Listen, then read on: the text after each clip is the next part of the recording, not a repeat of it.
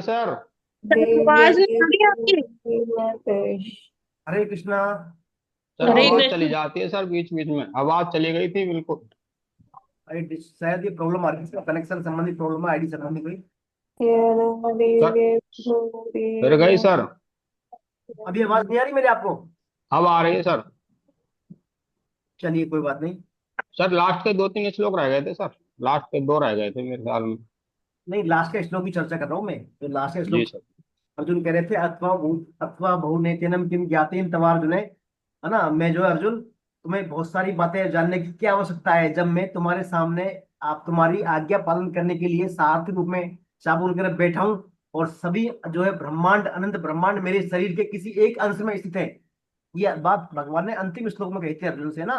तो तुम्हें अर्जुन जानने की क्या आवश्यकता है, ऐसा भगवान यहाँ पर कह रहे थे। तो ये जब बात भगवान ने अर्जुन को बोली, तो इस बात को सुनकर जब भगवान ने ये बात, तो अर्जुन ने समझा कि भाई भगवान बता रहे हैं इतनी सारी विभूतियां हैं, और भगवान के किसी एक शरीर के किसी एक अंश में सभी अनंत कोटि ब्रह्मांड स्थित हैं। ऐसा जब कहा भगवान ने अर्जुन से, तो अर्जुन ने समझा।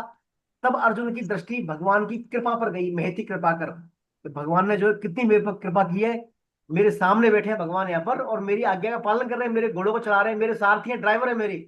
ऐसा जब भगवान की बातों को देखकर अर्जुन सोचते हैं, तो अर्जुन घोर आश्चर्य में डूब जाते हैं। बड़ा सरप्राइज करते हैं अर्जुन। और अर्जुन बड़ा सरप्राइज करते हैं। तो फिर अर्जुन अब क्या कहे भगवान से। अर्जुन इतने सेंटिमेंटल हो गए थे। अर्जुन अब भगवान से बोलना प्रारंभ करते हैं।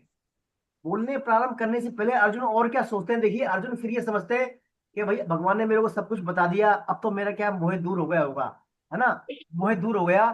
अब यदि भगवान कृपा कर दे, तो भगवान ने बातें कही है मैंने जो सुनी है कान से, इनको मेरे को दिखा दे एक बार। यानी भगवान ने सैद्धांतिक रूप से तो मेरे को बातें बता दी कि मैं यहाँ आया हूँ, अब मेरे को प्रैक्टिकली दिखा दे एक बार। ऐसा कुछ अर्जुन के अंदर जिज्ञासा आ रही है। इन जिज्ञासाओं से ओतप्रोत होकर अर्जुन भगवान से बोलते हैं। विश्व रूप दर्शन योग फिर शुरू होता है यहाँ पर। तो यहाँ पर देखिए भगवान जो है अर्जुन की फरमाइश पर अपना रूप दिखाते हैं अर्जुन को। अर्जुन ने कहा ना, भगवान आपने बता तो दिया, अब आप दिखा भी दे मेरे को लगे हाथ।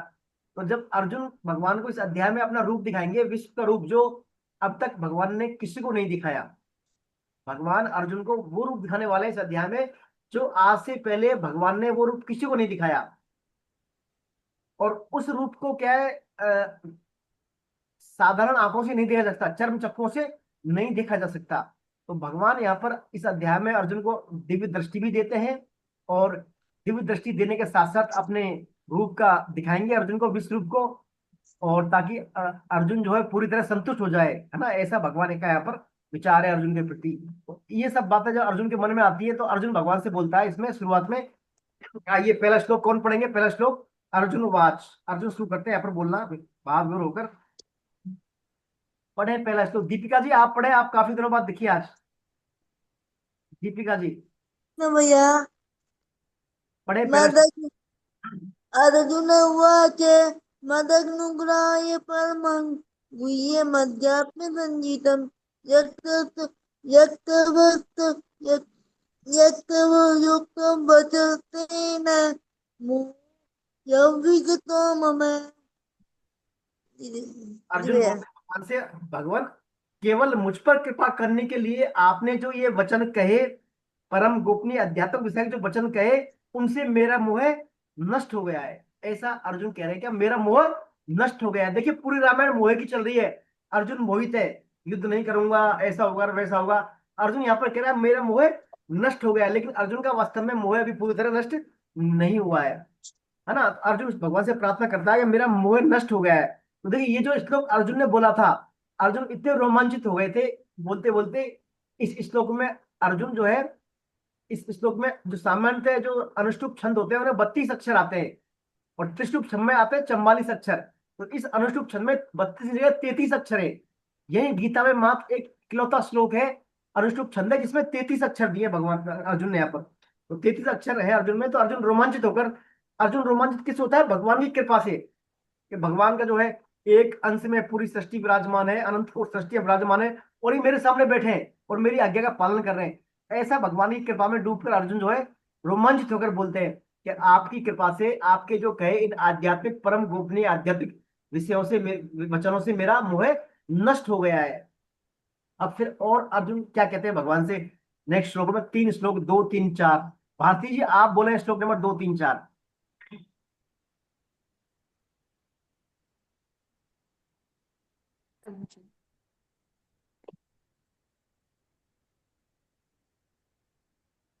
आवाज आ रही है जी।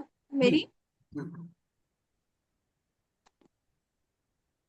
आ रही है मैडम, आ रही भवाप्ययौ हि भूतानां श्रुतौ विस्तरशो मया त्वत्तः कमलपत्राक्षमाहात्म्यमपि चाव्ययम् एवमेतद्यथार्थत्वमात्मानं परमेश्वर द्रष्टुमिच्छामि ते रूपमैश्वरं पुरुषोत्तम। मन्यसे यदि तच्छक्यं मया द्रष्टुमिति प्रभो योगेश्वर ततो मे त्वं दर्शयात्मानमव्ययम्। पुलकित क्योंकि हे कमल नयन बारिश आ गई बा पुलकित देख 12 बाग। क्योंकि हे कमल नयन संपूर्ण प्राणियों के उत्पत्ति तथा विनाश मैंने विस्तार पूर्वक आपसे ही सुने हैं और आपका अविनाशी महात्म्य भी सुना है। हे पुरुषोत्तम, आप अपने आप को जैसा कहते हैं यह वास्तव में मैं ऐसा ही है। हे परमेश्वर, आपके ईश्वरीय संबंधी रूप को मैं देखना चाहता हूँ। हे प्रभु, मेरे द्वारा आपका वह ऐश्वर्य रूप देखा जा सकता है, ऐसा अगर आप मानते हैं तो हे योगेश्वर, आप अपने उस अविनाशी स्वरूप को मुझे दिखा दीजिए। हरे कृष्ण। तो देखिए अर्जुन यहाँ पर अपने मन की बात को भगवान से कह रहे हैं और कह रहे हैं कि आप जो है कमल नयन है ना, आपके जो नयन कमल जैसे हैं, और भगवान को संबोधित करें प्रभु से, प्रभु आप दिखा दीजिए।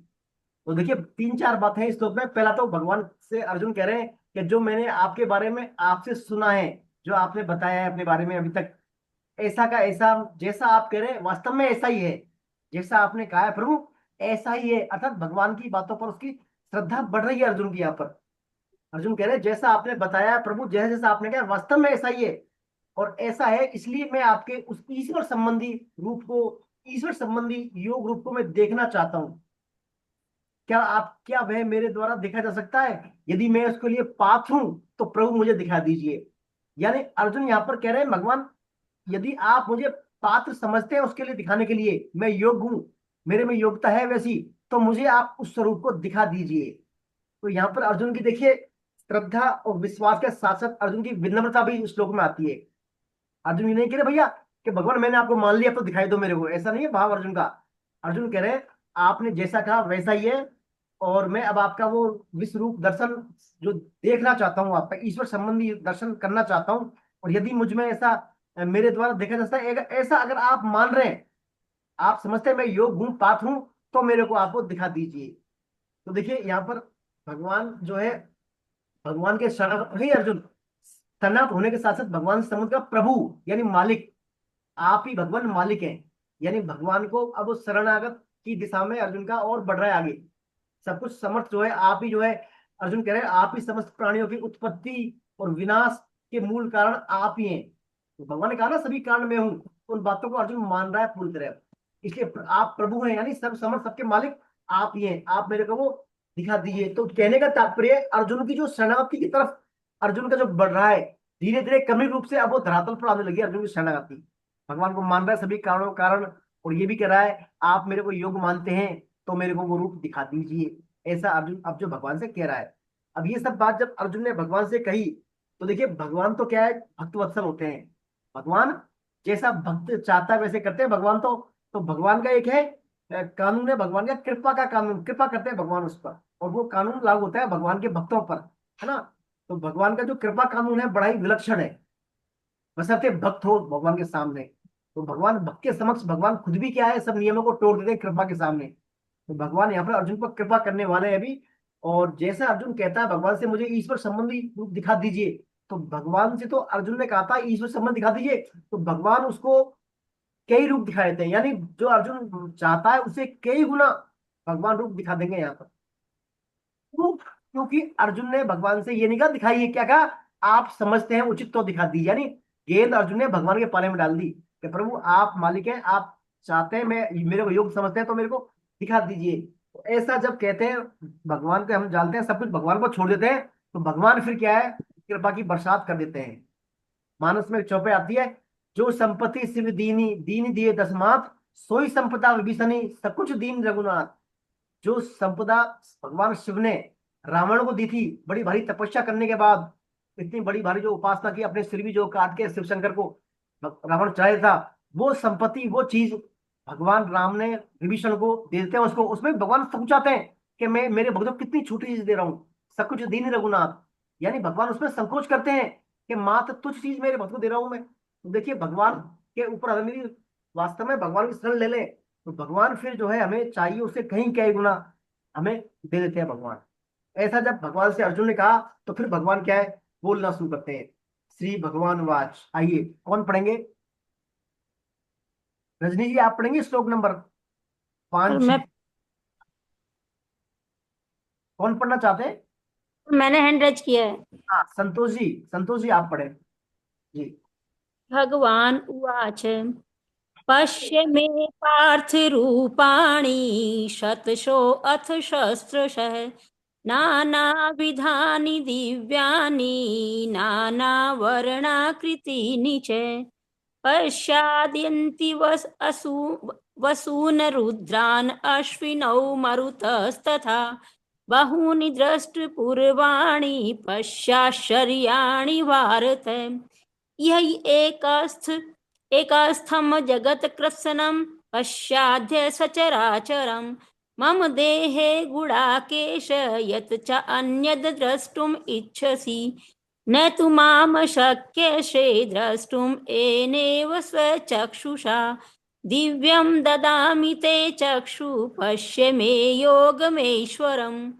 हे प्रथानंदन, अब मेरे अनेक तरह के और अनेक वर्णों वाले, रंगों वाले तथा आकृतियों वाले सैकड़ों हजारों अलौकिक रूपों को तू देख। हे भरतवंशी अर्जुन, 12 आदित्यों को, 8 वसुओं को, 11 रुद्रों को, 2 अश्विनी कुमारों को तथा 49 मरुदगणों को देख, जिनको तूने पहले कभी देखा नहीं। ऐसे बहुत से आश्चर्यजनक रूपों को भी तू देख। हे नींद को जीतने वाले अर्जुन, मेरे इस शरीर के एक देश में चराचर सहित संपूर्ण जगत को अभी देख ले। इसके सिवाय तू और भी जो कुछ देखना चाहता है वह भी देख ले, परंतु तू इस अपनी आंख चरम चक्षु से मुझे देख नहीं सकता। इसलिए मैं तुझे दिव्य चक्षु देता हूँ, जिससे तू मेरी ईश्वरीय सामर्थ्य को देख। हरे कृष्णा प्रभु जी। हरे कृष्णा। तो यहाँ पर देखिए भगवान अब पिटारा खोल देते हैं अर्जुन के लिए। भगवान अर्जुन के लिए पिटारा खोल देते हैं। भगवान कहते हैं भैया अर्जुन, अब तू तेरा तो कहता विश्व संबंधी ईश्वर संबंधी दर्शन करना चाहता, लेकिन यहाँ पर जो है तू अनेक वर्णों अनेक आकृतियों वाले सैकड़ों अलौकिक रूपों को देख, है ना। इसमें क्या 12 आदित्य आ गए, 8 वसु, 11 रुद्र और 2 अश्विनी कुमार सहित ये 33 कोटि के जो देवता है ना, इन सबको जो है तू देख। ये 33 प्रकार के देवताओं में मुख्य मुख्य देवता यहाँ पर बोले हैं भगवान ने, 12 आदित्य, 8 वसु, 11 रुद्र, 2 अश्विनी कुमार और 49 मरुदगण। तो ये सब क्या है, पूरा जो सृष्टि का जो ओरिजिन शुरुआत हुई तब से ये देवता है सभी, है ना। इनमें कुछ देवता दैत्यों से बने थे देवता, जैसे मरुदगण 49, है ना। तो ये सब भगवान ने यहाँ दिखा दिया उनको, इनको यहाँ पर तू देख। और तो और अर्जुन, और तो और ऐसा देख जिसको तूने पहले कभी देखा नहीं, जिसको तूने पहले कभी देखा नहीं, ऐसे बहुत से रूपों को तू देख। बहुत से रूपों को देख अर्जुन, तू बहुत से रूपों को। अर्जुन तो कह रहा है सिर्फ ईश्वर संबंधी रूप, लेकिन यहाँ भगवान कह रहे हैं बहुत से रूपों को तू देख। मेरे इस शरीर में सभी चर अचर सहित संपूर्ण जगत को अभी देख ले। इसके सिवाय तू जो कुछ देखना चाहता है वह भी देख ले, ऐसा भगवान यहाँ पर कह रहे हैं। लेकिन भगवान कह रहे हैं ये सब देखने के अर्जुन तेरे को क्या है, इन चरम चक्षुओं से तू उनको नहीं देख सकता। इसके लिए तेरे को मैं दिव्य दृष्टि देता हूँ, डिवाइन चक्षु देता हूँ, तेरे को दिव्य चक्षु देता हूँ, जिनके द्वारा तू इसको मेरे ईश्वरी संबंधी सामर्थ्य को देख। तो देखिए हमारे अंदर वस्तु में 4 प्रकार की दृष्टियां होती है। एक तो होता है चर्म चक्षु, जो हम सभी में अभी हैं। चर्म चक्षु जो हमारे हाड़ मांस से बने होते हैं ना चक्षु, इनसे हम क्या संसार को देख सकते हैं। जो अलौकिक चीजें हमारे जो पंचभूत से बनी चीजें, इनको हम पार्थिव चीजों को देख सकते हैं, स्थूल चीजों को। जो सबके पास है। इसके बाद आते हैं शास्त्रीय चक्षु, इनको बोलते हैं ज्ञान चक्षु। ज्ञान चक्षु के द्वारा हम जो है शास्त्रों के आधार पर हम जो है सत्य क्या है असत क्या है शास्त्रीय दृष्टिकोण से उनको देख सकते हैं ज्ञान चक्षु के द्वारा, ज्ञान चक्षु। और एक होते हैं जो अर्जुन को यहाँ पर भगवान ने दिया दिव्य चक्षु। वो दिव्य चक्षु सिर्फ भगवत कृपा से ही मिलते हैं। दिव्य चक्षु के द्वारा भगवान के विश्व रूप का दर्शन किया जा सकता है, दिव्य चक्षु के द्वारा, डिवाइन विजन के द्वारा। और एक होते हैं भाव चक्षु। भाव चक्षु मानी, भाव चक्षु जब हमारे चर्म चक्षु को बाद आते हैं ज्ञान चक्षु, शास्त्रीय चक्षु, फिर आते हैं भाव चक्षु। भाव चक्षु के माध्यम से हमारा संसार है, जो भी संसार के प्राणी है, सब में क्या है भगवत दर्शन होते हैं। सब में, हम सभी प्राणियों में भगवान के प्रति भाव हमारा पैदा होता है। सभी प्राणियों में हमारा भाव कैसा, इनमें भी परमात्मा के अंश है, ऐसा भाव होता है, उनको बोलते हैं भाव चक्षु। चूंकि अर्जुन यहाँ पर चरण चक्षु वाला है, तो इसलिए भगवान विश्व रूप देखने के लिए अर्जुन को यहाँ पर दिव्य चक्षु यानी दिव्य दृष्टि देते हैं अर्जुन को। देखिए दिव्य दृष्टि यहाँ पर संजय के पास भी है, संजय के पास भी दिव्य दृष्टि है। संजय को तो महाभारत युद्ध की जब शुरुआत हुई उससे वेदव्यास जी ने दे दी थी, अर्जुन से पहले। और अर्जुन से पहले दिव्य दृष्टि मिली है संजय को। संजय को वेदव्यास जी द्वारा प्रदत्त है, और यहाँ पर अर्जुन के लिए भगवान कृष्ण द्वारा प्रदत्त है दिव्य शक्ति, दिव्य दृष्टि। अब ये चलेगी, अब हम इसके बारे में आगे चर्चा करेंगे, और जब उनका बाद में आएगा जब, है ना, तो यहाँ पर जो है भगवान। सर एक बात पूछनी है, जी जैसे यदि कोई प्रश्न आता है तो 3 चक्षु बताएं या 4 भाव चक्षु साथ में इसमें बताया जाए? जैसे इस संबंध में प्रश्न आ जाए कि गीता में कितने तरह के चक्षु बताए गए हैं? गीता में तो देखिए 3 तरह के चक्षु मेन लिया। अपनी पुस्तक का पेपर जो आएगा पुस्तक के अकॉर्डिंग रहेगा, लेकिन मैंने आपको क्या अतिरिक्त बताया कि भाव चक्षु आगे आएगा, आगे हम पढ़ेंगे ना, आगे कुछ चैप्टर में सीमित बातें हैं, आगे बातें आएंगी, ये भाव चक्षु भी आगे आएगा ना। तो मैं आपको अभी बता दिया, एक चौथा भाव चक्षु होता है, जिसमें अब सभी संसार प्राणी में भगवान के दर्शन, भगवत दर्शन करते हैं सभी प्राणियों में। वो क्या काफी मेच्योरिटी परिपक्वता के बाद आते हैं भाव चक्षु ना। तो 3 भी है फिलहाल, तो इस अध्याय में 3 है, बाकी आगे 4 भी आएंगे, है ना। ठीक है ना, 4 ही करने हैं आपको। वैसे क्वेश्चन ऐसा आएगा नहीं, क्वेश्चन आएगा दिव्य चक्षु से क्या देख सकते हैं, ज्ञान चक्षु से क्या देख सकते हैं। मेन बात यह है चक्षु कितने प्रकार का, ये वो खास नहीं है, तो है ना। तो इसमें आपको मेन पता होना चाहिए हम दिव्य चक्षु किस लिए, विश्व दर्शन के लिए, ज्ञान चक्षु सत असत का इसके लिए विश्लेषण करने के लिए, और भाव चक्षु हमारे सब में भगवत दर्शन करने के लिए। तो यहाँ पर जो है अब फिर भगवान कह रहे हैं अर्जुन से, तूने पहले जो है इनको कभी आंखों से नहीं देखा है ऐसे रूपों को, अब तू देख ले इनको। ना तो तूने इनका कानों से सुना है इनको, ना तूने इनका मन से चिंतन किया है, ना तूने बुद्धि से कभी कल्पना करी होगी इनको, और इसमें तुम इस तरफ तुम्हारी कभी वृत्ति गई नहीं होगी। इसलिए इन अद्भुत रूपों को अर्जुन तू अभी देख ले डायरेक्ट, ऐसा भगवान अर्जुन से कह रहे हैं। तो यहाँ भगवान कहना चाह रहे हैं जितने भी जो देवता हैं वो सभी मेरे स्वरूप हैं, अर्थात उन देवताओं के रूप में मैं ही हूँ। तो भगवान कहा ना सभी आदित्य वसु रुद्र अश्विनी कुमार मरुदगण यानी सभी देवताओं से हैं। तो भगवान कह रहे हैं देवता ही, उन देवताओं के रूप में ही मुझे तू देख ले, यहाँ पर उन देवताओं के रूप में तू मुझे यहाँ पर देख ले, ऐसा अर्जुन से भगवान कह रहे हैं।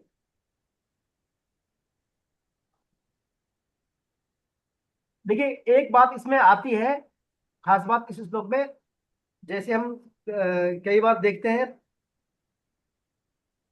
भगवान जब कृपा करते हैं, जब भगवान कृपा करते हैं साधकों पर, तो भगवान फिर क्या है ढेर लगा देते हैं कृपा का।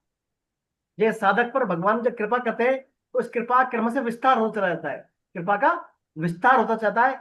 तो यह इसके लिए भगवान का क्या स्वभाव ही ऐसा है, भगवान का स्वभाव ही ऐसा है। पहला भगवान कह रहे हैं भाई सबका कारण मैं हूं, पहले बता दिया। फिर भी अर्जुन को कहा कि मेरी विभूति ये मैं इन जगह हूं, फिर अब दिखा दिया अर्जुन को। तो ये सब दिखाते दिखाते भगवान जो है अंत में अपने विराट रूप पर आ गए। विराट रूप जो दिखा दिया ना यहाँ पर, देवता मरुदगण सब कुछ मेरे से ही है। ये रूप आज तक किसी ने देखा नहीं, किसी ने भी नहीं देखा, ना अर्जुन ने कभी अपने मन बुद्धि इंद्रिय से कल्पना भी की होगी इस रूप की। वो रूप अर्जुन को भगवान यहाँ दिखा रहे, है ना। तो भगवान से अर्जुन कह रहे हैं अब तू प्रत्यक्ष रूप से देख ले अर्जुन, जो तुझे देखना है वो देख ले। अब देखिए ये जो विश्व रूप वाली जो बात है ना, विश्व रूप वाली बात है, ये क्या भाव के आधार पर यहाँ पर अर्जुन की श्रद्धा और भाव, श्रद्धा और भाव। क्योंकि अर्जुन की श्रद्धा थी, अर्जुन कह रहे हैं मैं आप ईश्वरी संबंधी रूप को देखना चाहता हूँ, श्रद्धा थी अर्जुन की, तो अर्जुन को दिखा दिया भगवान ने, है ना। जबकि वहां पर जो है और भी है, कौरव है और पांडव है और योद्धा है, लेकिन अर्जुन का चूंकि भाव था भगवान के प्रति, तो अर्जुन को भगवान ने फिर दिव्य दृष्टि दे दी, उसके द्वारा ये दिखा दिए विश्व रूप यहाँ पर, है ना। आइए अब देखिए ये सब बातें हो रही है, तो यहाँ पर फिर संजय बोलते हैं धृतराष्ट्र को, संजय क्या बोलते हैं धृतराष्ट्र को? आइए श्लोक नंबर पढ़ेंगे अपन 9, 10, 11। कौन पढ़ेंगे श्लोक नंबर 9, 10, 11? रजनी जी आप पढ़ें। हाँ, हरे कृष्णा सर। हरे कृष्णा।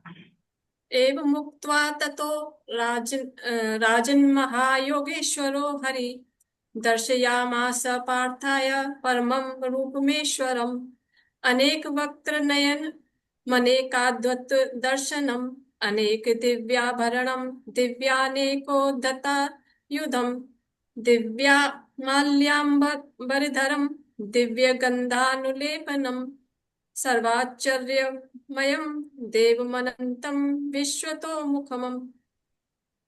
हे राजन, ऐसा कहकर फिर महायोगेश्वर भगवान श्री कृष्ण ने अर्जुन को परम ऐश्वर्य विराट रूप दिखाया, जिनके अनेक मुख और नेत्र हैं, अनेक तरह के अद्भुत दर्शन हैं, अनेक अलौकिक आभूषण हैं, हाथों में उठाए हुए अनेक दिव्य आयुध हैं तथा जिनके गले में दिव्य मालाएं हैं, जो अलौकिक वस्त्र पहने हुए हैं, जिनके ललाट तथा शरीर पर दिव्य चंदन कुंकुम आदि लगा हुआ है।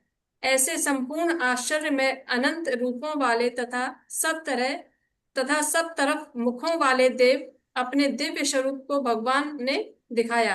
हरे कृष्ण। हरे कृष्ण। देखिए, तो यहाँ पर संजय कह रहे हैं ये बात किसे? धृतराष्ट्र, है ना। देखिए क्या कह रहे हैं, महायोगेश्वर बोला है संजय ने। क्या बोला है? कम महायोगेश्वर। दिख रहा है उठ के, हरे कृष्णा। कम दिख रहा है। हरे कृष्णा। बोल रहे हैं कुछ आप?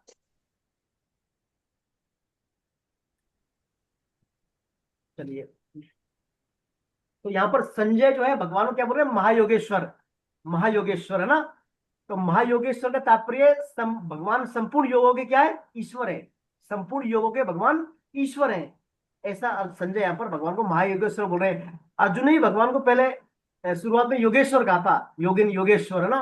तो अर्जुन की तुलना में संजय की जो दृष्टि थोड़ी अलग है। संजय वास्तव में भगवान मानते हैं, संजय का जो डेडिकेशन भगवान के प्रति ज्यादा है अर्जुन की तुलना में।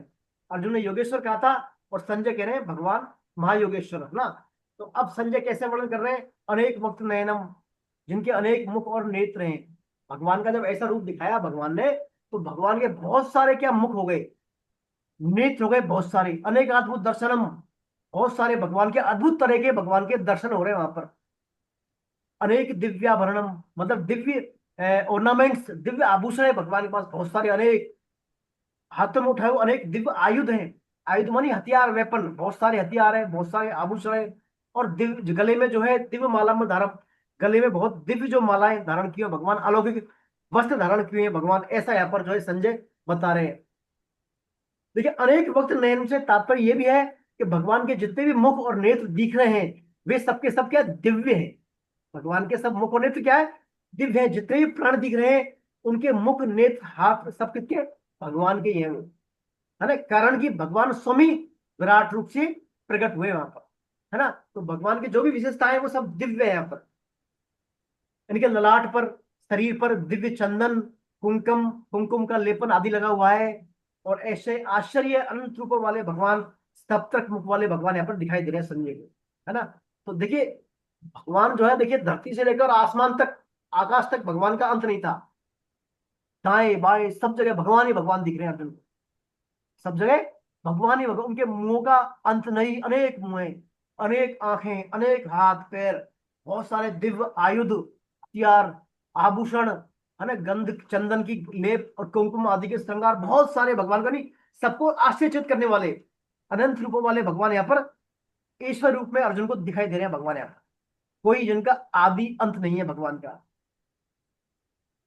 ऐसे यहाँ पर जो है भगवान का यहाँ पर संजय वर्णन कर रहे हैं। देखिए, भगवान का सब कुछ आश्चर्यमय है। यहाँ पर भगवान का जो भी सब कुछ है ना, जो भी दिख रहा है सब कुछ आश्चर्यजनक है। भगवान को ज्यो ज्यो हम देखते जाते हैं, ज्यो ज्यो अर्जुन भगवान को देख रहे हैं गौर से, त्यों त्यों अर्जुन की भगवान के प्रति विलक्षणता बढ़ती जा रही है। यानी भगवान की जो विलक्षणता है उसका कोई आदि अंत है ही नहीं, अनंत है भगवान की विलक्षणता। भगवान की विलक्षणता अंत है, अंत ही नहीं, मतलब कोई अंत नहीं है उसका, अनंत है, अपार है विलक्षणता। चाहे भगवान के हाथ हो, शरीर के अंग हो, चाहे भगवान का श्रृंगार हो, चाहे भगवान का आभूषण हो, भगवान का तेज हो, सब कुछ क्या है? अनंत है भगवान का। ये यहाँ पर ऐसा जो है अर्जुन को बता रहे हैं भगवान। अच्छा, कौन सा श्लोक नंबर 11 है ना? श्लोक नंबर 12, 12, 13, 14। अब आइए श्लोक नंबर 12, 13, 14 पढ़े। श्लोक नंबर 12, 13, 14 आइए, कौन पढ़ेंगे? श्लोक number 12, 13, 14 Mahendra ji sir, Mahendra ji sir आप पढ़े सर श्लोक नंबर 12, 13, 14। हरे कृष्णा सर, हरे कृष्णा सर। हरे कृष्ण।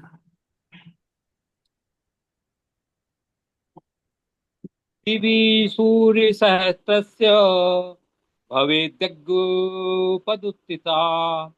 यदि भासदृशीशा याद भासस्तस्य महात्मनः प्रत्येकस्थं जगत्कृष्णं भविभक्त अनेकधा अपदस्य देवदेवस्य शरीरे पाण्डवस्तदाः ततः स विस्मयाविष्टो दृष्टरोमा धनञ्जयः प्रणम्य शिरसा देवं कृतांजलिम् अभाषत। आकाश में हजारों सूर्यों के एक साथ उदय होने पर जो उत्पन्न प्रकाश हो वह भी उस विश्वरूप माया परमात्मा के प्रकाश सदस्य कदाचित ही हो। पांडुपुत्र अर्जुन ने उस समय अनेक प्रकार के विभक्त अर्थात पृथक पृथक संपूर्ण जगत को देवों के देव श्री कृष्ण भगवान में उस शरीर में एक जगह स्थिति देखा। उसके अनंतर वह आश्चर्य से चकित होकर पुलकित शरीर और अर्जुन प्रकाश में विश्वरूप परमात्मा को श्रद्धा भक्त सहित सिर से प्रणाम करके हाथ जोड़ करके बोला, हरे कृष्णा हरे कृष्णा। हरे कृष्णा। तो यहाँ पर जो है संजय जो है भगवान के विश्व रूप का वर्णन कर रहे हैं। संजय किससे कर रहे हैं? धृतराष्ट्र से, है ना? कि ऐसा ऐसा जो है अर्जुन को भगवान दिखा रहे हैं। संजय कह रहे हैं अगर एक साथ आकाश में हजारों सूर्य आ जाए तो भी इस विराट परमात्मा के प्रकाश के समान नहीं हो सकते, यानी इतना तेज है भगवान में। एक साथ हजारों सूर्य आ जाए तो भी भगवान की प्रकाश जो तेज है उसकी क्या तुलना नहीं हो सकती उससे। देखिए ऐसा है भगवान का, यानी भगवान का जो है हजारों सूर्य में प्रकाश भी है ना। हजारों सूर्य में जो प्रकाश आ रहा है वो कहां से आ रहा है? भगवान से तो आ रहा है, वो भगवान से आ रहा है। तो वो क्या हुआ? हजारों सूर्य का जो प्रकाश तो हुआ भौतिक और भगवान का प्रकाश हुआ दिव्य, है ना? इसलिए दिव्य प्रकाश तेज भौतिक प्रकाश तेज के कंपेयर में कहीं नहीं हो सकता, इसलिए वो उनके समक्ष कुछ भी नहीं है, हजारों सूर्य का प्रकाश भी। फिर ये कह रहे हैं भगवान से जो है संजय फिर बता रहे हैं वो जो है अर्जुन ने उस समय अनेक रूपों में व्यक्त भिन्न भिन्न विभागों को भगवान में देखा, यानी संपूर्ण जगत के विभिन्न भिन्न विभागों को एक ही भगवान के शरीर में देख रहे हैं अर्जुन। यानी जितने भी संसार में जो और विभाग है सभी एक ही जगह अर्जुन को दिखाई दे रहे हैं यहाँ पर। तो भगवान के विश्व रूप को देखकर अर्जुन फिर क्या है? रोमांच हो जाते हैं और फिर आगे की बात अर्जुन से बोलते हैं।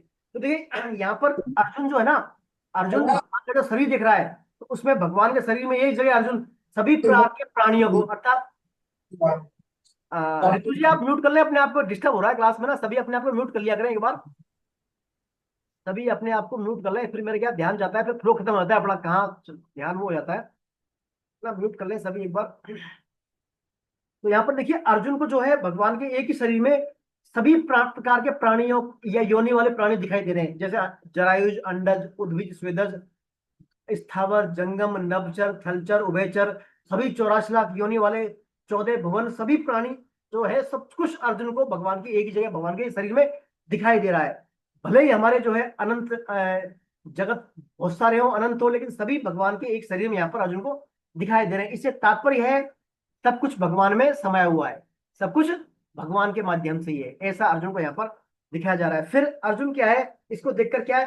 रोमांचित हो जाता है, भगवान के इस रूप को देखकर रोमांचित होता है। और रोमांचित होने के बाद फिर अर्जुन क्या है? भगवान की स्तुति करने लगता है। भगवान अर्जुन क्या है? प्रार्थना करते हैं, स्तुति प्रार्थना नहीं, स्तुति।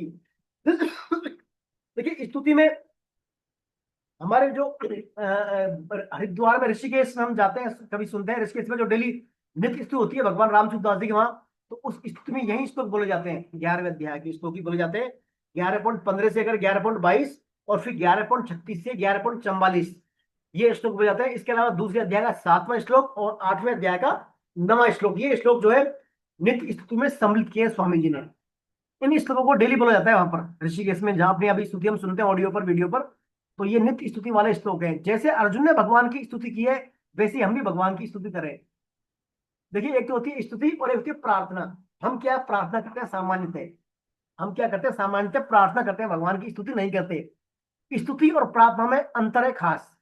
स्तुति के अंतर्गत हम क्या भगवान का, भगवान के नाम का, भगवान के धाम का, भगवान के गुण का, लीलाओं का, नाम का, उनका गुणगान करते हैं, भगवान का ग्लोरीफाई करते हैं, भगवान की महिमाओं का गुणगान करते हैं स्तुति के लिए, है ना, कि भगवान आप ऐसे हैं, आप ऐसे हैं, भगवान का गुणगान करते हैं स्तुति में। जबकि प्रार्थना में क्या है, जो हम जो करने में जो साधक होता है उसका याचना भाव भी रहता है, यानी कुछ मांगने वाला भाव भी रहता है प्रार्थना में। याचकता रहती है, कुछ याचना वाला भाव रहता है प्रार्थना में। प्रार्थना में स्तुति वाली बात भी होती है, लेकिन साथ साथ में कुछ मांगने वाला भाव भी होता है भगवान से, कि भगवान आप ऐसे ऐसे हैं, मेरा ऐसे कर दीजिए, अब ये काम मेरा कर दीजिए। तो प्रार्थना है। अर्जुन यहाँ पर भगवान की स्तुति कर रहे हैं, ना कि प्रार्थना। हमें भी ये डेली श्लोक जो है बोलने चाहिए, नियमित स्तुति के जो है श्लोक। तो अभी यहाँ पर जो है हम 11.15 से 11.22 तक एक साथ पढ़ेंगे श्लोकों को, इनको, है ना।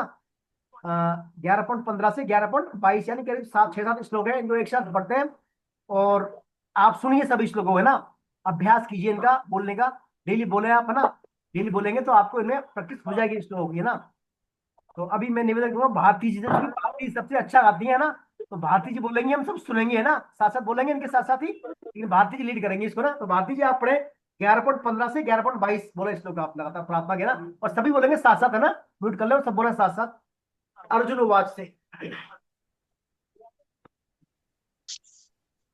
जी, आवाज आ रही है ना प्रभु जी? जी जी बोले।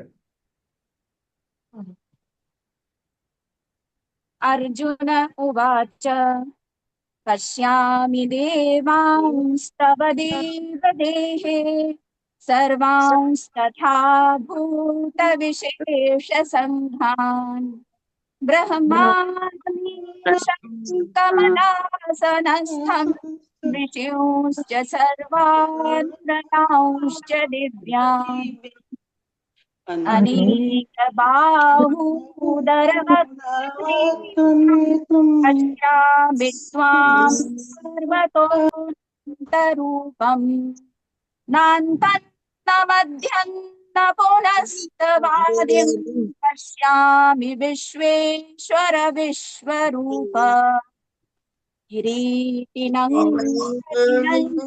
तृणं च तेजो राशिं सर्वतो दीप्तिमन्तम् पश्यामि त्वां दुर्निरीक्ष्यं समन्तात् दीप्तानलार्कद्वितीमप्रमेयम् त्वमक्षरं परं वेदितव्यं त्वमस्य विश्वस्य परन्निधानम् त्वमव्ययः शाश्वतधर्मगोप्ता सनातनस्त्वं पुरुषो मतो मे अनादिमध्यान्तमनन्तवीर्यमनन्तबाहुं शशिसूर्यनेत्रम् पश्यामि त्वां दीप्तहुताशवक्त्रं स्वतेजसा विश्वमिदन्तपन्तम्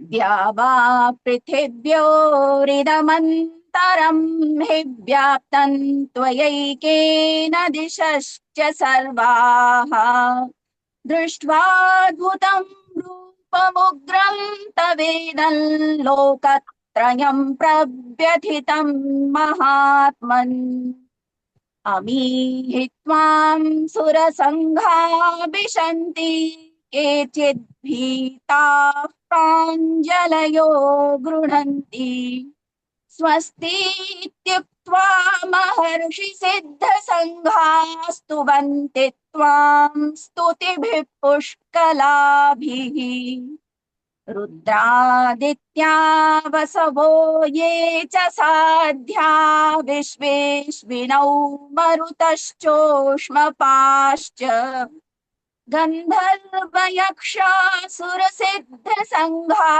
वीक्षन्ते त्वां विस्मिताश्चैव सर्वे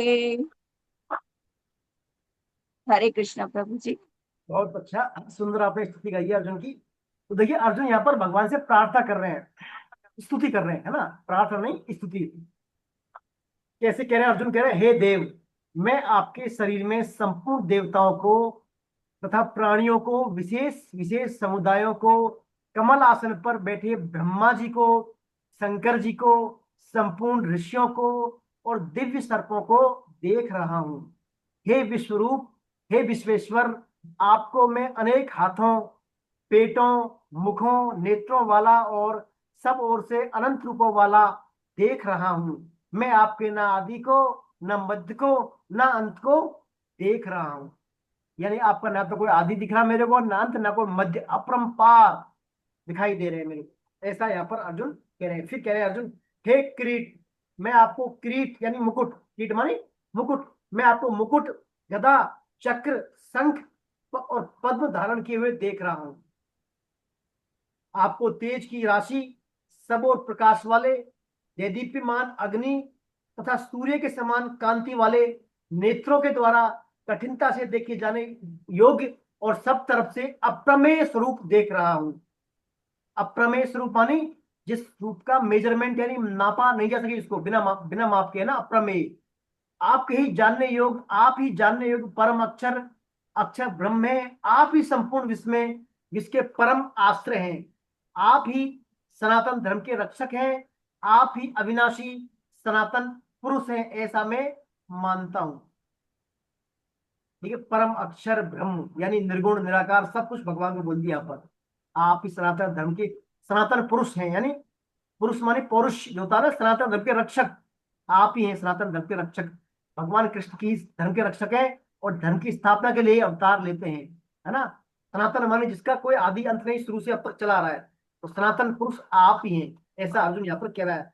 फिर कह रहे हैं अर्जुन, मैं आदि मध्य अंत से रहित, अनंत प्रभावशाली, अनंत भुजाओं वाले, चंद्र और सूर्य रूप नेत्र वाले, प्रज्वलित अग्नि रूप मुखों वाले और अपने तेज से ही संसार को तपाते हुए देख रहा हूं। हे महात्मन, यह स्वर्ग और पृथ्वी के बीच का अंतराल और संपूर्ण दिशाएं आपसे ही परिपूर्ण है। यानी स्वर्ग पृथ्वी में सब दिशाएं वगैरह में सब आप ही आप दिख रहे हैं मेरे को, आप ही आप फैले हुए हैं। आपके इस अद्भुत और उग्र रूप को देखकर तीनों लोग व्यथित यानी व्याकुल हो रहे हैं, सब घबरा रहे हैं आपको देख के। ऐसा अर्जुन को दिख रहा है यहाँ पर कि आपके इस रूप को देखकर क्या सब घबरा रहे हैं। वे ही देवताओं के समुदाय आप में प्रविष्ट हो रहे हैं। उनमें से कई तो भयभीत होकर हाथ जोड़े हुए आपके नामों और गुणों का कीर्तन कर रहे हैं। महर्षियों और सिद्धों के समुदाय कल्याण हो, मंगल हो, ऐसा कह कहकर उत्तम से उत्तम स्रोतों के द्वारा आपकी स्तुति कर रहे हैं।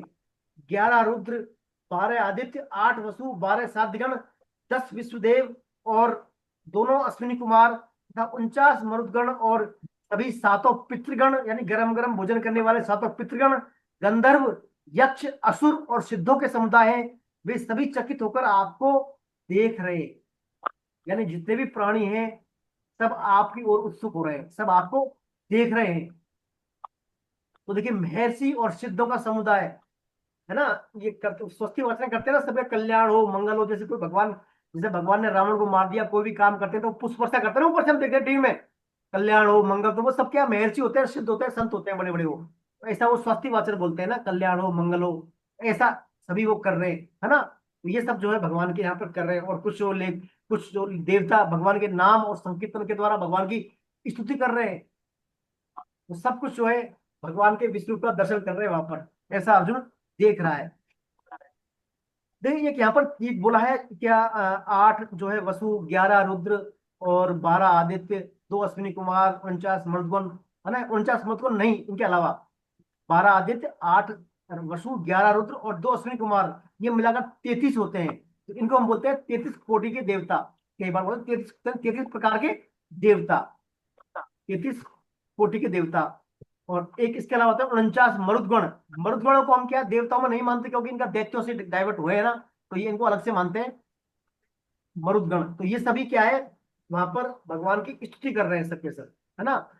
क्योंकि इनसे सृष्टि उत्पन्न हुई शुरू में, अश्विनी कुमार, आदित्य वसुओं से। ये सब अर्जुन को भगवान के शरीर वहीं दिख रहे हैं, सब इस रूप की स्तुति करते हुए, सब भगवान के विश्व रूप को देख रहे हैं। तो यहाँ पर अर्जुन ये कहना चाहते हैं, मानो भगवान सब कुछ, सब दिशाओं में, सब दिशाएं आप में ही क्या है, हो रही हैं। आप ही सगुण निर्गुण साकार निराकार, सब कुछ अप्रमेय यानी अपरिमित, बिना नाप के आप ही आप हैं। और उनका भगवान का जो, भगवान तो अप्रमेय है ही, और भगवान का जो अंश है यानी जीवात्मा, वो भी अप्रमेय है। अप्रमेय यानी जिनको हम, जो हमारे एक तो नापा नहीं जा सकता हो, जिसका मेजरमेंट नहीं कर सकता, और जो हमारे ज्ञान का विषय नहीं हो, ज्ञान का विषय नहीं होता अप्रमेय, यानी वो तो ज्ञान का दाता है। ज्ञान का विषय नहीं होने से तात्पर्य हमारी मन बुद्धि के द्वारा हम भगवान को नहीं जान सकते। मन बुद्धि के द्वारा हमारे जो ज्ञान ग्रहण करने के टूल्स है, औजार है, इनके द्वारा हम भगवान को नहीं जान सकते, क्योंकि भगवान अप्रमेय है, ज्ञान के ज्ञाता है ना। इसलिए तो ये भगवान से यहाँ पर अर्जुन ऐसा कह रहे, आप जो सगुण साकार निर्गुण सब कुछ आप ही आप है। तो ऐसे भगवान की यहाँ पर अर्जुन जो स्तुति कर रहे हैं। फिर भगवान से कह रहे हैं, अर्जुन आप जो आदि मध्य अंत रहित सब कुछ वही बात है, वो बात बता रहे हैं ना। मतलब भगवान की असीमितता, अपारता, अनंतता का वर्णन कर रहे हैं भगवान। मध्य ना आपका मध्य, ना आदि है ना अंत है, ये सब बात भगवान यहाँ पर बता रहे हैं, भगवान के लिए अर्जुन बता रहे हैं। ये सब बात जब बताते हैं तो अब क्या है, अर्जुन डर जाता है थोड़ा, अर्जुन थोड़े वो हो जाते हैं कि सब कुछ देवता मरुदगण यक्ष राक्षस गंधर्व सब क्या आपकी स्तुति कर रहे हैं, कल्याण हो मंगलों का स्वाति वाचन कर रहे हैं, सब दिशाएं आप में परिपूर्ण है। ऐसा कहीं कोई भी जगह दिखी मेरे को जहाँ आप ना हो भगवान, हर जगह आपके मुख पैर हाथ पैर सब कुछ आप ही आप है। तो अर्जुन क्या है, और भी रोमांचित हो जाता है, और भी रोमांचित हो जाता है, और प्रकार से भयभीत हो जाता है, क्या कि क्या हो गया, मैंने भगवान से क्या प्रार्थना कर दी, क्या भगवान रूप दिखा दिया। तो और ऐसा अर्जुन रोमांचित और भय से युक्त होकर फिर अर्जुन से और आगे बोलता है। क्या बोलते हैं अर्जुन, आइए श्लोक नंबर 13 14 23 और 24 पढ़े। कौन पढ़ेंगे श्लोक नंबर 23 और 24? डॉक्टर गुप्ता जी आप पढ़ेंगे, डॉक्टर नुपेश गुप्ता जी आप पढ़े सब हाँ जी 23 सर। 24 और 25 अच्छा। तीनों श्लोक पढ़े। रूपं महत्ते बहुवक्रनेत्रं महाबाहो बहुबाहुरुपादं बहूदरं बहुदंष्ट्राकरालं दृष्ट्वा लोका प्रव्यथितास्तथाहं नभस्पृशं दीप्तानेकवर्णं व्यतात्मनं दीप्तविशालनेत्रं दृष्ट्वा हि त्वां प्रव्यथितान्तरात्मा धृतिं न विन्दामि समं च विष्णु द्रष्टाकरालानि च ते मुखानि दृष्ट्वे कालानलसन्निभानि दिशो न जाने न लभे च शर्म प्रसीद देवेश जगन्निवास। हे महाबाहो, आपके बहुत मुखों और नेत्रों वाले, बहुत भुजाओं जंघाओं और चरणों वाले, बहुत उदरों वाले और बहुत विकराल दाढ़ों वाले महान रूप को देखकर सब प्राणी व्यथित हो रहे हैं, तथा मैं भी व्यथित हो रहा हूँ। क्योंकि हे विष्णु, आपके दैदीप्यमान अनेक वर्ण हैं, आप आकाश को स्पर्श कर रहे हैं, अर्थात सब तरफ से बहुत बड़े हैं। आपका मुख फैला हुआ है, आपके नेत्र प्रदीप्त और विशाल हैं। ऐसे आपको देखकर भयभीत अंतःकरण वाला मैं धैर्य और शांति को प्राप्त नहीं हो रहा हूँ। आपके प्रलय काल की अग्नि के समान प्रज्वलित और दाढ़ों के कारण विकराल भयानक मुखों को देखकर मुझे न तो दिशाओं का ज्ञान हो रहा है और न शांति ही मिल रही है। इसलिए हे देवेश, हे जगत निवास, आप प्रसन्न होइए। बहुत सुंदर सर। तो देखिए अर्जुन यहाँ पर जो है वही बात बोल रहे हैं बार बार, क्या आपके बहुत सारे मुख नेत्र भुजाएं है ना, बार बार वही बात रिपीट कर रहे हैं। तो ये अर्जुन के भयभीत होने का परिचारक है, परिचायक है भयभीत होने का। जैसे हम भयभीत होने पर किसी बात को बार रिपीट करते हैं ना, बार बार एक ही बात को, ऐसा अर्जुन भयभीत होकर बार बार आपके अनेक मुख हैं प्रभु, आपके जो है नेत्र हैं भुजाएं हैं जंगा है चरण उधर, बार बार ऐसा अर्जुन भयभीत हो रहा है यहाँ पर। इसलिए ये अर्जुन का भयभीत होने का और आश्चर्यचकित होने का परिचायक है, बार बार एक शब्द बोलना। पहले भी अर्जुन ने बोल चुके हैं ना कई बार, लेकिन यहाँ पर अर्जुन खास रूप से बार बार बोल रहे हैं। देखिए अर्जुन तो डर रहा है विष्णु को देखकर, लेकिन संजय नहीं डर रहे बिल्कुल भी। संजय नहीं डर रहे। संजय क्यों नहीं डर रहे? क्योंकि संजय जो है अर्जुन की तुलना में भगवान कृष्ण को तत्व से अधिक जानते हैं। अर्जुन की तुलना में संजय भगवान को ज्यादा जानते हैं तत्व की दृष्टि से, इसलिए अर्जुन संजय बिल्कुल भी नहीं डर रहे। देखिए स्वामी जी बताते हैं इसमें, स्वामी जी कहते हैं भगवान और महापुरुषों की कृपा अयोग्यों पर विशेष होती है, अयोग्यों पर विशेष कृपा हो रही है यहाँ पर। हालांकि उनका अनुभव योगी कर पाते हैं, जैसे छोटे बच्चे पर माँ अधिक कृपा करती है, पर बड़ा लड़का माँ को ज्यादा समझता है, ऐसे ही संजय जो है बड़े लड़के की बातें बातें यहाँ माँ को ज्यादा समझते हैं, लेकिन भगवान जो है कृपा अर्जुन पर भी पूरी यहाँ पर कर रहे हैं। देखिए जैसे नरसिम्हा अवतार में देखते हैं, जब भक्त प्रहलाद समक्ष जब नरसिंह भगवान अवतार लेते हैं तो सभी देवता डर जाते हैं भगवान से, डर जाते हैं ना, नजदीक को नहीं जाते, ब्रह्मा जी विष्णु सबको नहीं जाते, लेकिन प्रहलाद जी जो को भेजते हैं उनको आप जाइए, तो वो नहीं डरते। ऐसे ही क्या है, छोटे जो है ना भगवान संजय की बातें, ये भी क्या है, प्रहलाद जी महान भक्त है संजय के, तो संजय के समान ना। तो इस प्रकार भगवान क्या है अपने भक्तों पर विशेष कृपा करते हैं। तो ये देखिए भगवान का ही है दोनों, भगवान से मतलब भयभीत होना और नहीं होना, ये दोनों एक ही सिक्के के दोनों पहलू हैं। भय का मूल कारण है मोह, मोह यानी अपने आप को शरीर मानना, है ना। और भगवान तो वैसे ही अर्जुन से प्रसन्न नहीं, अर्जुन पर कृपा कर ही रहे हैं ऑलरेडी, कृपा कर रहे हैं, तभी तो भगवान अपना विश्व रूप दिखा रहे हैं अर्जुन को, तभी तो दिखा रहे हैं, नहीं दिखाते हैं बिना कहे। लेकिन फिर भी अर्जुन ने कहा भी था पहले, भगवान मेरा मोह दूर हो गया है, लेकिन वास्तव में अर्जुन का मोह अभी दूर नहीं हुआ, मोह अर्जुन का अभी दूर नहीं हुआ। अर्जुन का मोह दूर होता तो अर्जुन डरता नहीं, भयभीत नहीं होता। अर्जुन का अभी मोह दूर नहीं हुआ है, और वो फिर क्या है अभी और देख रहा है भगवान का विश्व रूप को और देख रहा है। अब क्या देख रहा है देखिए आगे आइए, श्लोक नंबर 26-27 पढ़ते हैं। कौन पढ़ेंगे, अलका जी आप पढ़ेंगे सब श्लोक नंबर 26-27। हरे कृष्णा प्रभु जी। हरे कृष्णा। अभिचतां धृतराष्ट्रस्य पुत्रा सर्वे सहेवावनिपालाः सह भीष्मो द्रोणसूत्रपुत्रस्तथासो महास्मदीयैरपि योद्धमुख्ये वक्राणि ते स्वरमाणा विशन्ति दष्टा करालानि भयानकानि केचिदलक्रादशान्तरेषु सन्दृश्यन्ते चूत्रणीतुत्तमाङ्गे। हमारे पक्ष के मुख्य मुख्य योद्धाओं के सहित भीष्म, द्रोण और वह कर्ण भी आप में प्रविष्ट हो रहे हैं। राजाओं के समुदायों के सहित धृतराष्ट्र के ही सबके सब पुत्र आपके विकराल दानों के कारण भयंकर मुखों में बड़ी तेजी से प्रविष्ट हो रहे हैं। उनमें से कई एक तो चूर्ण हुए सिरों सहित आपके दांतों के बीच में फंसे हुए दिख रहे हैं। हरे कृष्ण प्रभु जी।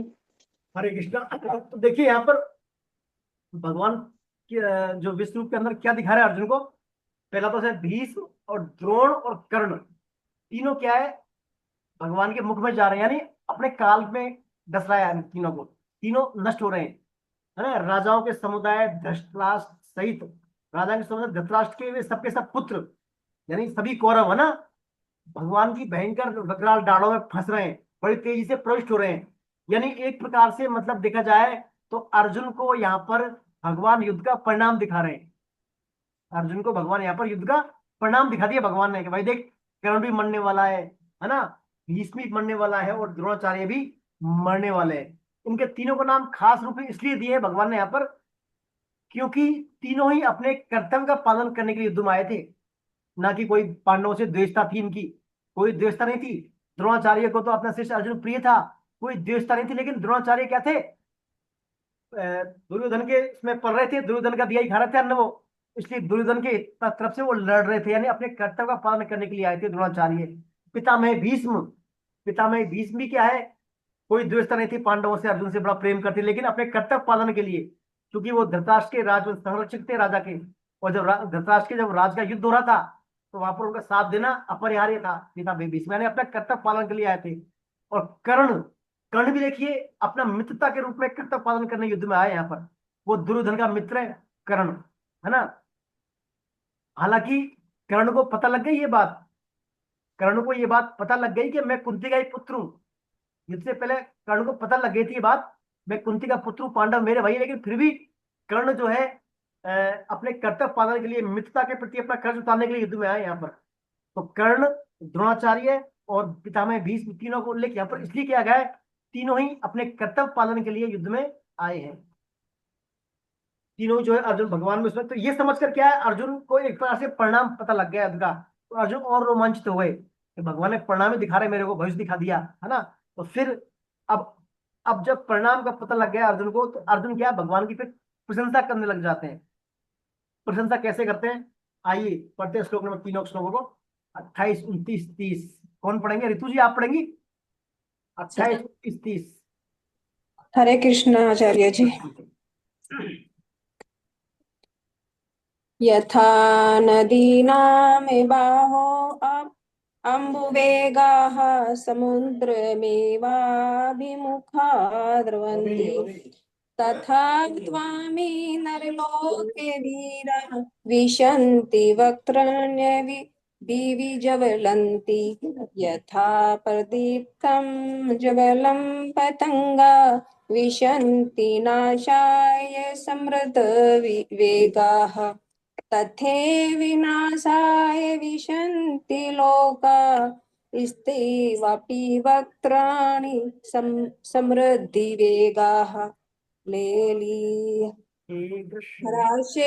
ग्रसमानाः समन्तलोकानिशा मग्रानवादेन जगन्निभ्यः तेजोभिरापूर्य जगत मंगरम भाषस्तवेग्राः परतापन्ति वैष्णो। जैसे नदियों के बहुत से जल के प्रवाह स्वाभाविक ही समुद्र के सम्मुख दौड़ते हैं, ऐसे ही वे संसार के महान सूरवीर आपके सब तरफ से देदीप्यमान मुखों में प्रवेश कर रहे हैं। जैसे पतंगे मोहवश अपना नाश करने के लिए बड़े वेग से दौड़ते हुए प्रज्वलित अग्नि में प्रविष्ट होते हैं, ऐसे ही ये सब लोग भी मोहवश अपना नाश करने के लिए बड़े वेग से दौड़ते हुए आपके मुखों में प्रविष्ट हो रहे हैं।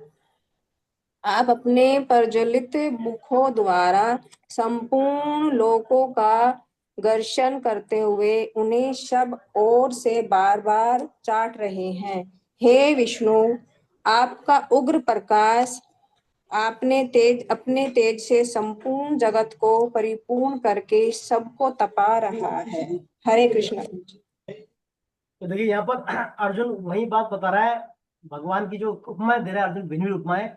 जैसे बहुत सारे लोग जो है भगवान की तरफ, भगवान के मुंह में दौड़ रहे हैं, कोई दाढ़ों में फंस गया, है ना, कोई जो है तेजी से प्रवेश कर रहा है। तो अलग अलग तरीके से कैसे कैसे लोग भगवान का अनुसरण कर रहे हैं। यानी सभी जो, अब भगवान ने कहा था सभी मनुष्य मेरे मार्ग का अनुसरण करते हैं ना, चौथे अध्याय में कहा था सभी की जो है गतियां ये इनके प्राण परमात्मा की तरफ ही होती हैं।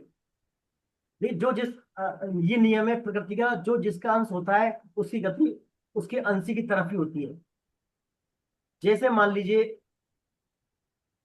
पत्थर है, पत्थर पत्थर पत्थर को छोड़ते हुए नीचे गिरता है पृथ्वी की तरफ, क्योंकि पृथ्वी का वो अंश है पत्थर, है ना। अग्नि, अग्नि क्या है, बुझने के बाद ऊपर उठती है हवा में, है ना। अग्नि क्या है, जैसे वायु, जो अपने अपने जो अंश है उसकी तरफ जाते हैं। हम जो है हमारी कहते स्वतः ही हमारी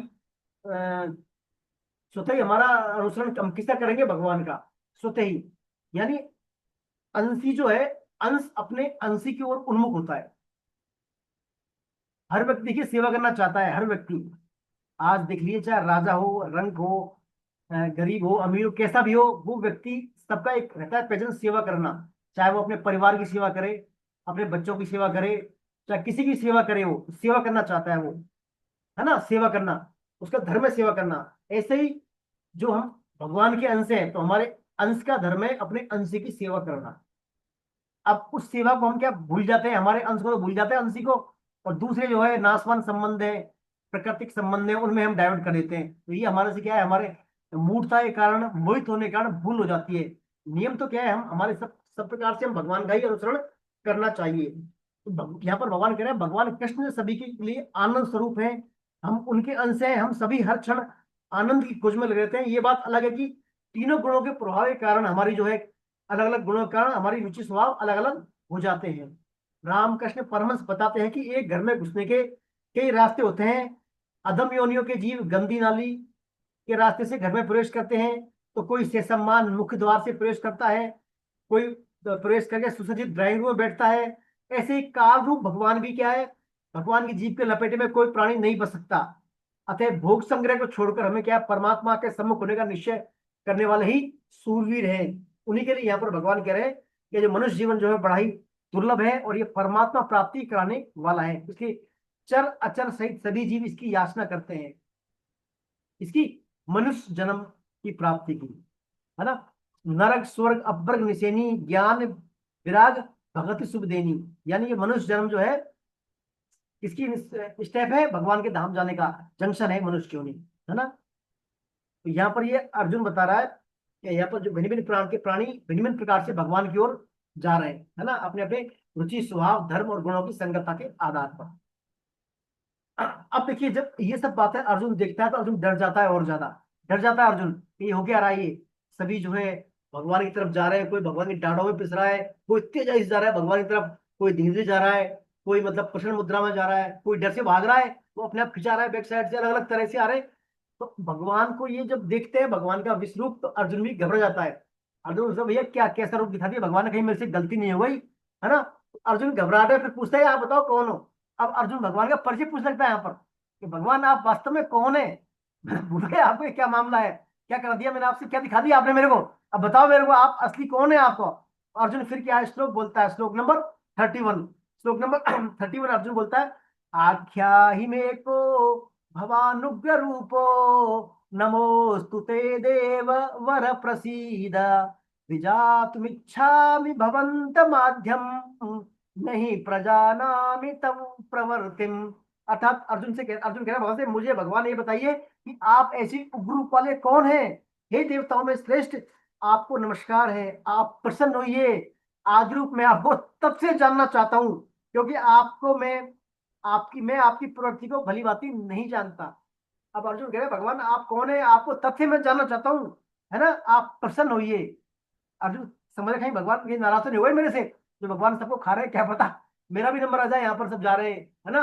तो भगवान आप प्रसन्न होइए और बताइए, आपको मैं तथ्य जानना चाह रहा हूँ, है ना। तो देखिए ऐसा अर्जुन भयभीत होकर बोल रहे हैं यहाँ पर, है ना। तो भगवान से कोई यदि परिचय पूछे तो उत्तर भी देना भगवान के लिए बड़ा मुश्किल है, क्योंकि अनंत नाम भगवान के, अनंत रूप, कोई एक नाम थोड़ी भगवान का, एक रूप थोड़ी है, एक निवास थोड़ी है, तो भगवान क्या परिचय दे उसको, है ना। परिचय देखिए किसी देश में काल में किस सीमा में बद्ध होकर रहता है, इस नाम मेरा एक यही नाम है ना, यही स्थान है, यही क्षेत्र है, लेकिन भगवान तो क्या आदि अनंत है, तो ऐसा भगवान यहाँ पर परिचय दे नहीं सकते अर्जुन को। तो भागवतम में मुकुचंद जी भगवान से ही प्रश्न पूछते हैं, तब भगवान कहते हैं मुकुचंद मेरे जन्म कर्म और नाम क्या अनंत है।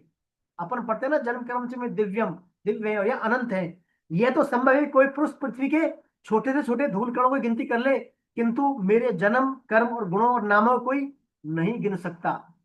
देखिए कितना भगवान दे रहे, पृथ्वी के धूले कणों को गिनना संभव है, लेकिन मेरे नामों को, मेरे जन्मों को और मेरे कर्मों को, मेरे गुणों को गिनना संभव ही नहीं है।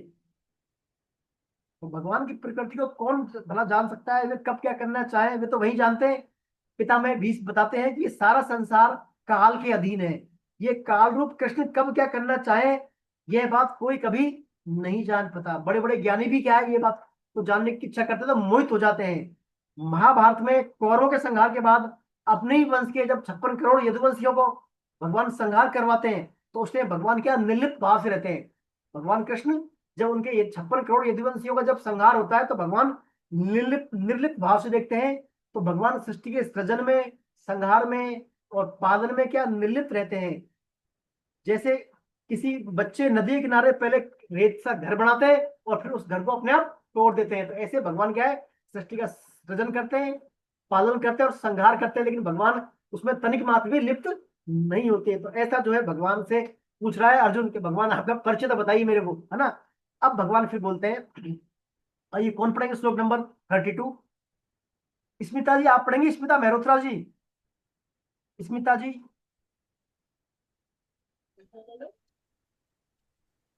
मैं पढ़ूंगा। कालोस, आवाज आ रही सर? जी पढ़े। कालोस में लोक छय कृत प्रबंधो लोकांश समाहर्तुव्यं प्रवक्ता ऋत्रेऽपि त्वं न भविष्यन्ति सर्वे ये व्यवस्थिता प्रत्ययिकेषु योद्धा। श्री भगवान बोले, मैं संपूर्ण लोगों का नाश करने वाला बढ़ा हुआ काल हूँ, और इस समय मैं इन सब लोगों का संहार करने के लिए यहाँ आया हूँ। तुम्हारे प्रतिपक्ष में जो योद्धा लोग खड़े हैं वे सब तुम्हारे युद्ध किए बिना भी नहीं रहेंगे। हरे कृष्ण। हरे कृष्णा। खेम सिंह जी आप पढ़ेंगे श्लोक नंबर 32। खेम सिंह जी, खेम जी।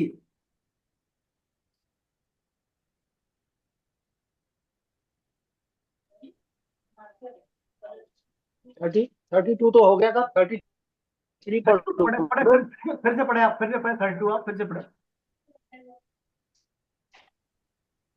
श्री भगवान उवाच कालोऽस्मि लोकक्षयकृत्सर्वज्ञो लोकान् समान हेतु विह प्रवर्तः ऋत्योऽपि त्वां न भविष्यन्ति सर्वे एव स्थिता प्रयत्निकेषु योधः। हरे कृष्ण। मैं संपूर्ण लोकों का नाश करने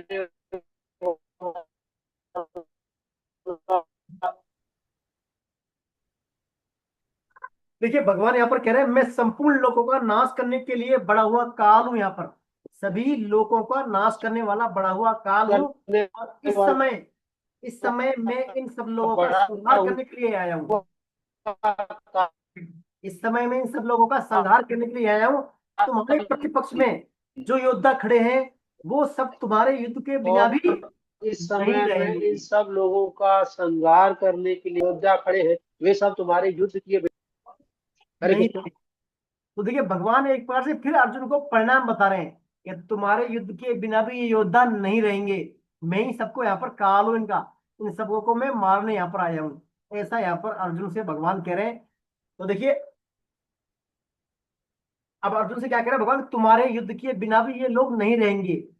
तुम यदि युद्ध नहीं करोगे अर्जुन, अर्जुन पहले यही कह रहा मैं युद्ध नहीं करूंगा, कैसा मैं तो क्या भिक्षा मांग के जीवन यापन कर लूंगा, पहले कह रहा था ना पहले उनसे अध्याय में, रक्त रंजित भोग नहीं भोगना चाहता मैं तो, है ना, युद्ध नहीं करूंगा। भगवान अब कह रहे हैं उसका उस प्रश्न का उत्तर भगवान यह दे रहे हैं कि अर्जुन तुम्हारे युद्ध के बिना भी ये सब प्रतिपक्षी लोग नहीं रहेंगे, क्योंकि काल स्वरूप में सबको खा जाऊंगा, है ना, काल स्वरूप सबको मैं खा जाऊंगा। मानो अर्जुन का युद्ध नहीं करने से ये महत्वाकांक्षा, अर्जुन समझा था कि मैं युद्ध नहीं करूंगा तो युद्ध टल जाएगा, लेकिन ये युद्ध नहीं टलने वाला।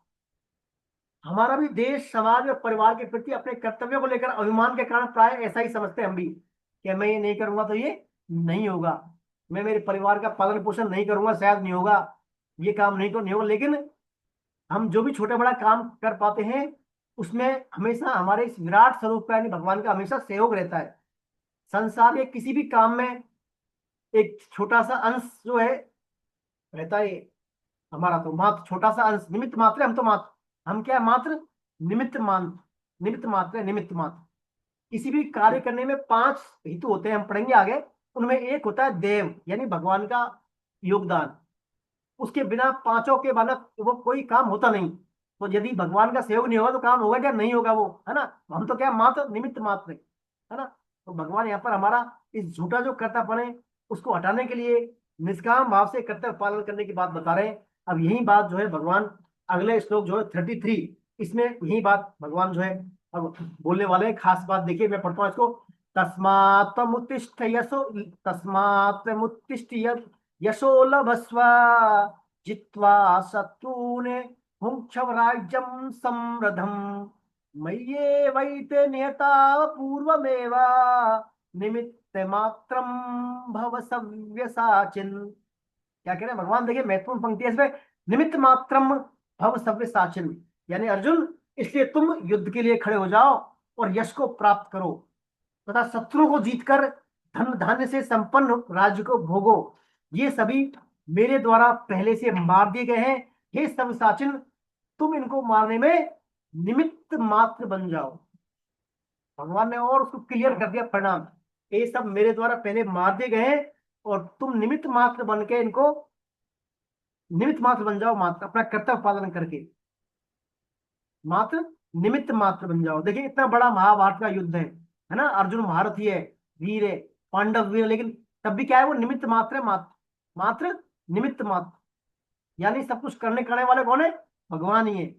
अब देखिए, कहाँ तो महाभारत का युद्ध था, कहाँ हमारा जो जीवन चल रहा है ये यहाँ पर इस कलयुग में भारतवर्ष में छोटा सा जीवन चल रहा है हमारा। हम बड़े सूरवीर समझते हैं अपने आप को, है ना, कि मैं ही सब कर रहा हूँ। तो वहां देखिए इतना बड़ा सूरवीर जो है वो भी निमित्त मात्र है, तो हम तो निमित्त मात्र क्यों नहीं है फिर? हम भी क्या है, मात्र निमित्त मात्र है। हमें भी हमें सिर्फ कर्तव्य पालन के भाव से हमारा ड्यूटीज करनी चाहिए।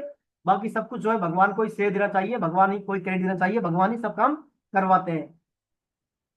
तो यहाँ पर देखिए अर्जुन से भगवान कह रहे हैं, मैंने पहले ही सबको मार रखा है, इसलिए तू निमित्त मात्र बन जा। ऐसा कहने के साथ अर्जुन को भगवान सर्वशासी, अर्थात सर्वशासी का अर्थ है दोनों हाथों से धनुष बाण चलाने वाला, यानी एक हाथ से उसको साधने वाला, दूसरे से बाण को मारने वाला, सर्वसाची, है ना। ऐसा भगवान यहाँ पर कह रहे हैं। तो भगवान कह रहे हैं मानो समस्त योगों का एक रहस्य एक क्षण में कहेगा निमित्त मात्रम अब सर्वसाचिन, वही बात है इसमें, है ना। निमित्त, जैसे मुर्गे के बारे में बताया, मुर्गा रोज सुबह बांग देता है, तो मुर्गा समझता है कि मैं भी जिस दिन बांग नहीं दूंगा तो सूर्य उदय नहीं होगा, लोग बाग जाएंगे नहीं, है ना। ऐसा मुर्गे की गलतफहमी हो जाती है। लेकिन मुर्गा जिस दिन बांग नहीं देगा उस दिन भी सूर्य उगता है, सभी काम होते हैं। तो कहने का तात्पर्य ये, हमें गलतफहमी नहीं पालनी चाहिए, मैं ही कर रहा हूँ, मैं ही कर रहा हूँ, ऐसा कुछ है नहीं। इसमें देखिए एक लाइन लिखी है अपनी पुस्तक में, गलतफहमी का आलम इस कदर है दोस्तों की हर ईंट सोचती है कि दीवार उस पर ही टिकी है। हर ईंट समझती है कि दीवार उसी पर टिकी है। निज कर क्रिया रहीम कहीं सीधी, फल भावी हाथ पासे अपने हाथ में, दावे ने अपने हाथ, यानी अपने हाथ में सिर्फ कुछ नहीं है, अपना तो क्या निमित्त मात्र है, ये यहाँ पर बताया है। अब देखिए जब यह भगवान ने ऐसा कह दिया तो दो बातें होती है, एक तो होता है प्रारब्ध और एक होता है पुरुषार्थ। पुरुषार्थ बोल रहे काम करने को, जैसे हम कोई क्रिया करते हैं ना, काम करते हैं, पुरुषार्थ हमारा, उसमें हम बुद्धि सामर्थ्य लगाते हैं, पुरुषार्थ करते हैं। और एक होता है प्रारब्ध। तो अब आपको ये आना चाहिए, भगवान कह रहे हैं कि सब निमित्त मात्र बन जाओ, काम सब मैंने कर दिए, तो पुरुषार्थ ज्यादा पावरफुल रहा या प्रारब्ध पावरफुल रहा? बताइए, पुरुषार्थ ज्यादा प्रमुख है या हमारा प्रारब्ध ज्यादा प्रमुख है? क्या लगता है आपको? अरे इस हिसाब से तो प्रारब्ध ही मेन रहा। जी, प्रारब्ध भी रहा मेन, बिल्कुल सही कर रही हैं आप। और बताएं।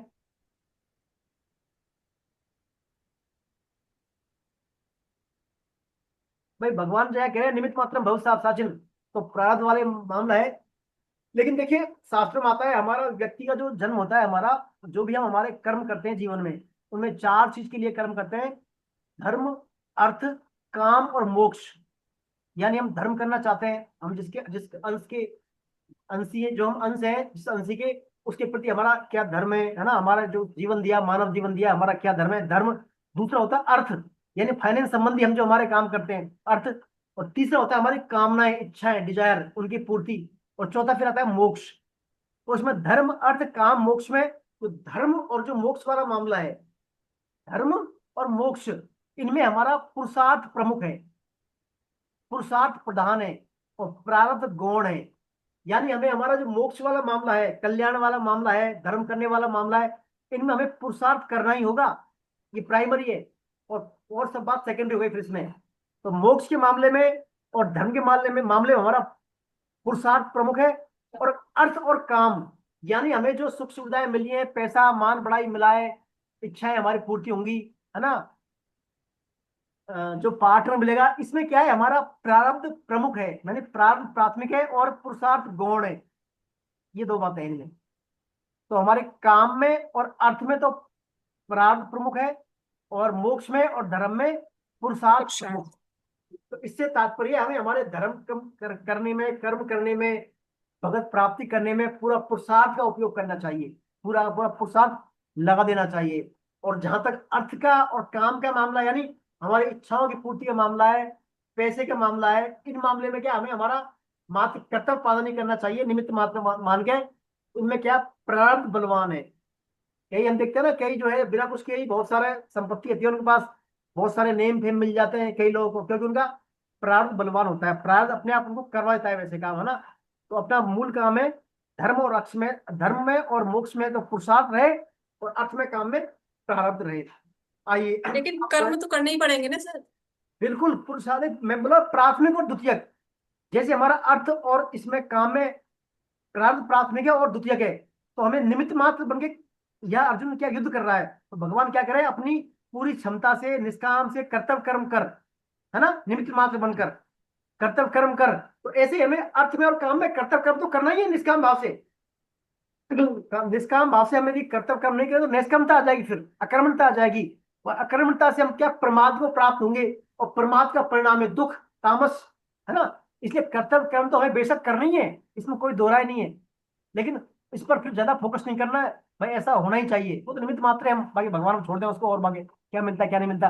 बाकी धर्म और मोक्ष के मामले में पूरा पुरुषार्थ लगाना चाहिए, क्यों हम पुरुषार्थ ही प्रारंभ इसमें प्रमुख है।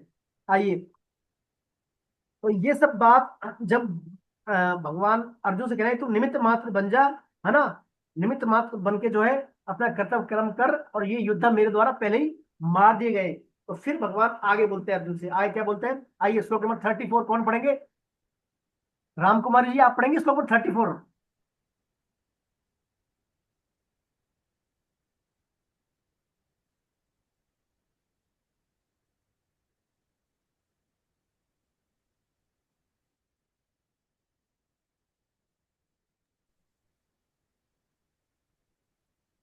सर मैंने अभी अभी अटेंड किया है सर। मैं उनसे नहीं पढ़, मैं पढ़ देता हूँ प्रभु जी, मैं पढ़ देता हूँ। आप पढ़ देते जी। द्रोणं च भीष्मं च जयद्रथं च कर्ण तथान्यानपि योधवीरान् मया हतांस त्वं जहिमा व्यतिष्ठा युद्धस्व जेतासि रणे सपत्नान्। द्रोण और भीष्म तथा जयद्रथ और कर्ण तथा अन्य सभी मेरे द्वारा मारे हुए सूरवीरों को तुम मारो, तुम व्यथा मत करो और युद्ध करो, युद्ध में तुम निसंदेह बैरियों को जीतोगे। हरे कृष्ण प्रभु जी। यहाँ पर देखिए भगवान फिर कह रहे हैं अर्जुन से वही बात बोल रहे हैं, निमित्त मात्र बन जाओ, मैंने सब जो है युद्ध मार दिए हैं, है ना, चाहे द्रोणाचार्य हो, पितामह भीष्म हो, जयद्रथ हो, है ना, कर्ण, सभी को मैंने मार दिया, मेरे द्वारा मारे हो तुम मारो, यानी आप निमित्त मात्र बन जाओ और अपने कर्तव्य का पालन करो, निसंदेह तुम जीतोगे। भगवान ने और पुख्ता कर दिया उनका परिणाम, पुख्ता कर दिया, देख पुख्ता तो कर दिया, लेकिन फिर भगवान क्या करें, अपना जो है तुम युद्ध करो, तुम व्यथा मत करो और युद्ध, यानी तुम तनाव चिंता मत करो, युद्ध करो, यानी कर्तव्य कर्म की भगवान यहाँ पर प्रेरणा अर्जुन को दे रहे हैं। सब कुछ होने के बाद भी सब मारे जा रहे हैं भगवान के द्वारा, युद्ध का परिणाम भी डिसाइड लगभग कर दिया है, फिर भी कह रहे हैं भगवान तुम कर्तव्य कर्म करो, यानी हमारी ये निमित्त मात्र बनके कर्तव्य कर्म करो। ये भगवत गीता का मूल देखिए वो है, आदर्श है, टेक है गीता टेक बार बार कि अपना कर्तव्य कर्म करो, अपना कर्तव्य कर्म करो। तो भगवान देखिए निसंदेह अर्जुन को यहाँ पर सब काम होने के परिणाम बताने के बाद भी बार बार कह रहे हैं अपना कर्तव्य कर्म करो और युद्ध भी करो, ऐसा जो है भगवान अर्जुन को यहाँ पर बता रहे हैं। ये सब जब बात इतना कह दिया अर्जुन से भगवान ने कि भाई अर्जुन सब कर दिया अब युद्ध करो, अर्जुन फिर क्या है, प्रसन्न हो जाता है बहुत ज्यादा कि भगवान ने तो कह दिया कि द्रोणाचार्य जो मेन तो ये स्तंभ थे युद्ध के, पितामह भीष्म, कर्ण और द्रोणाचार्य मेन स्तंभ यही थे। पितामह भीष्म चाहे तो पूरे युद्ध को एक दिन में बदल दे वो, और द्रोणाचार्य चाहे तो भी युद्ध का पासा पलट दे एक दिन में, है ना। कर्ण भी बड़ा वीर था, वो भी चाहे तो पलट दे। तो ये सब बड़े बड़े वीर मारे जा चुके थे भगवान के द्वारा, कह रहे मैंने मार दिए इन सभी को। तो ये सब ऐसी बात जब अर्जुन को भगवान ने बताई तो अर्जुन बड़े प्रसन्न हो जाते हैं, रोमांचित हो जाते हैं, और रोमांचित प्रसन्न होकर फिर वो गदगद वाणी भगवान का प्रार्थना शुरू करते हैं भगवान से। वही प्रार्थना जो डेली तुम बोलते हैं वही प्रार्थना पुनः करते हैं भगवान। पहले तो श्लोक के 8, अब फिर अगली जो है चरण के श्लोक बोलते हैं भगवान। सर एक चीज पूछना चाह रहा हूँ सर। जी सर। भगवान ने जो अपना परिचय दिया, उसने अर्जुन ने जो पूछा कि भाई आप कौन हैं, हाँ। मुझे आप अपना परिचय दे, तो उन्होंने सिर्फ इतना ही बोला कि मैं बड़ा हुआ काल हूँ, हाँ, और मैं इस समय इनका संहार करने के लिए आया हूँ, इतना ही परिचय दिया। बस भाई उग्र रूप था ना भगवान का। अर्जुन जो है भगवान का विश्व रूप के अंतर्गत भी उग्र रूप है ना, उग्र, डरावना, भयानक, सभी भगवान के मुख में जा रहे हैं, कोई तेजाई जा रहा है, कोई धीरे है, कोई बेमन से जा रहा है, उग्र रूप था। तो अर्जुन उसको भयभीत हो गया, भयभीत होकर पूछा आप कौन है प्रभु, मैं आपको तथ्य जानना चाहता हूँ। तो भगवान ने कहा अर्जुन मैं सभी लोगों का संहार करने वाला काल हूँ और सभी को मारने यहाँ पर आया हूँ। तो भगवान ने और कोई परिचय नहीं दिया। नहीं यही परिचय उग्र का। भगवान तो सखा थे अर्जुन के, भाई भगवान को तो अर्जुन जानता था, लेकिन उस डरे हुए रूप से, उस उग्र रूप से डर गया था अर्जुन। तो उग्र रूप के कारण भगवान ने उग्र रूप के संदर्भ में अपना परिचय दिया, मैं यहाँ पर सबका काल हूँ, सबका संहार करने आया हूँ, ऐसा समझ अर्जुन। यही थी अर्जुन की जिज्ञासा, कौन है आप, डरा था ना, उग्र को हाँ कैसे डरा था, उग्र का एक परिचय दिया भगवान ने कि मैं काल हूँ, बड़ा हुआ, सबका खाने आओ यहाँ पर, ये था सर इसमें। ठीक है सर। ठीक है सर, ओके सर। ठीक, आइए अब पढ़ते हैं श्लोक नंबर 35 से और 42 तक, फिर भगवान की स्तुति है। तो मैं भारती जी निवेदन करूंगा, पुनः आप जो है 35 से 42 पढ़े और सभी सुने आप, है ना, संजय वास से।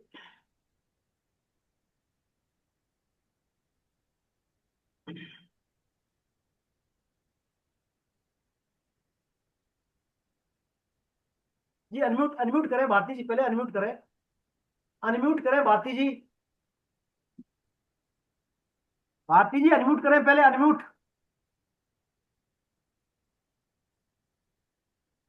आवाज आ रही है? जी बोले। संजय उवाच एतत् श्रुत्वा वचनं केशवस्य कृताञ्जलिर्वेपमानः किरीटी नमस्कृत्वा भूय एवाह कृष्णं सगद्गदं भीतभीतः प्रणम्य।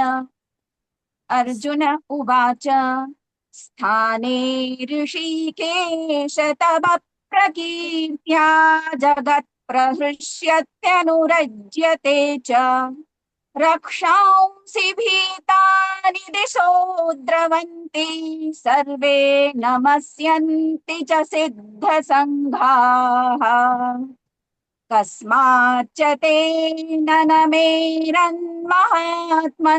गरीयसे ब्रह्मणोऽप्यादिकर्त्रे अनन्तदेवेश जगन्निवासत्वमक्षरं सदसत्तत्परं यत् त्वमादिदेवः पुरुषः पुराणस्त्वमस्य विश्वस्य परन्निधानम् वेत्तासि वेद्यै च परै च धाम त्वया ततो विश्वमनन्तरूप वायुर्यमोऽग्निर्वरुणः शशाङ्कः प्रजापतिस्त्वं प्रपितामहश्च नमो नमस्तेऽस्तु सहस्रकृत्वः पुनश्च भूयोऽपि नमो नमस्ते नमः पुरस्तादथ पृष्ठतस्ते नमोऽस्तु ते सर्वत एव सर्व अनन्तवीर्यामितविक्रमस्त्वं सर्वं समाप्नोषि ततोऽसि सर्वः सखेति मत्वा प्रसभञ्जदुक्तं हे कृष्ण हे यादव हे सखेति अजानता महिमानन्तवेदं मया प्रमादात् प्रणयेन वापि यच्चावहासार्थमसत्कृतोऽसि विहारशय्यासनभोजनेषु एकोऽथवाप्यच्युत तत्समक्षं तत्क्षामये त्वामहमप्रमेयम् पितासि लोकस्य चराचरस्य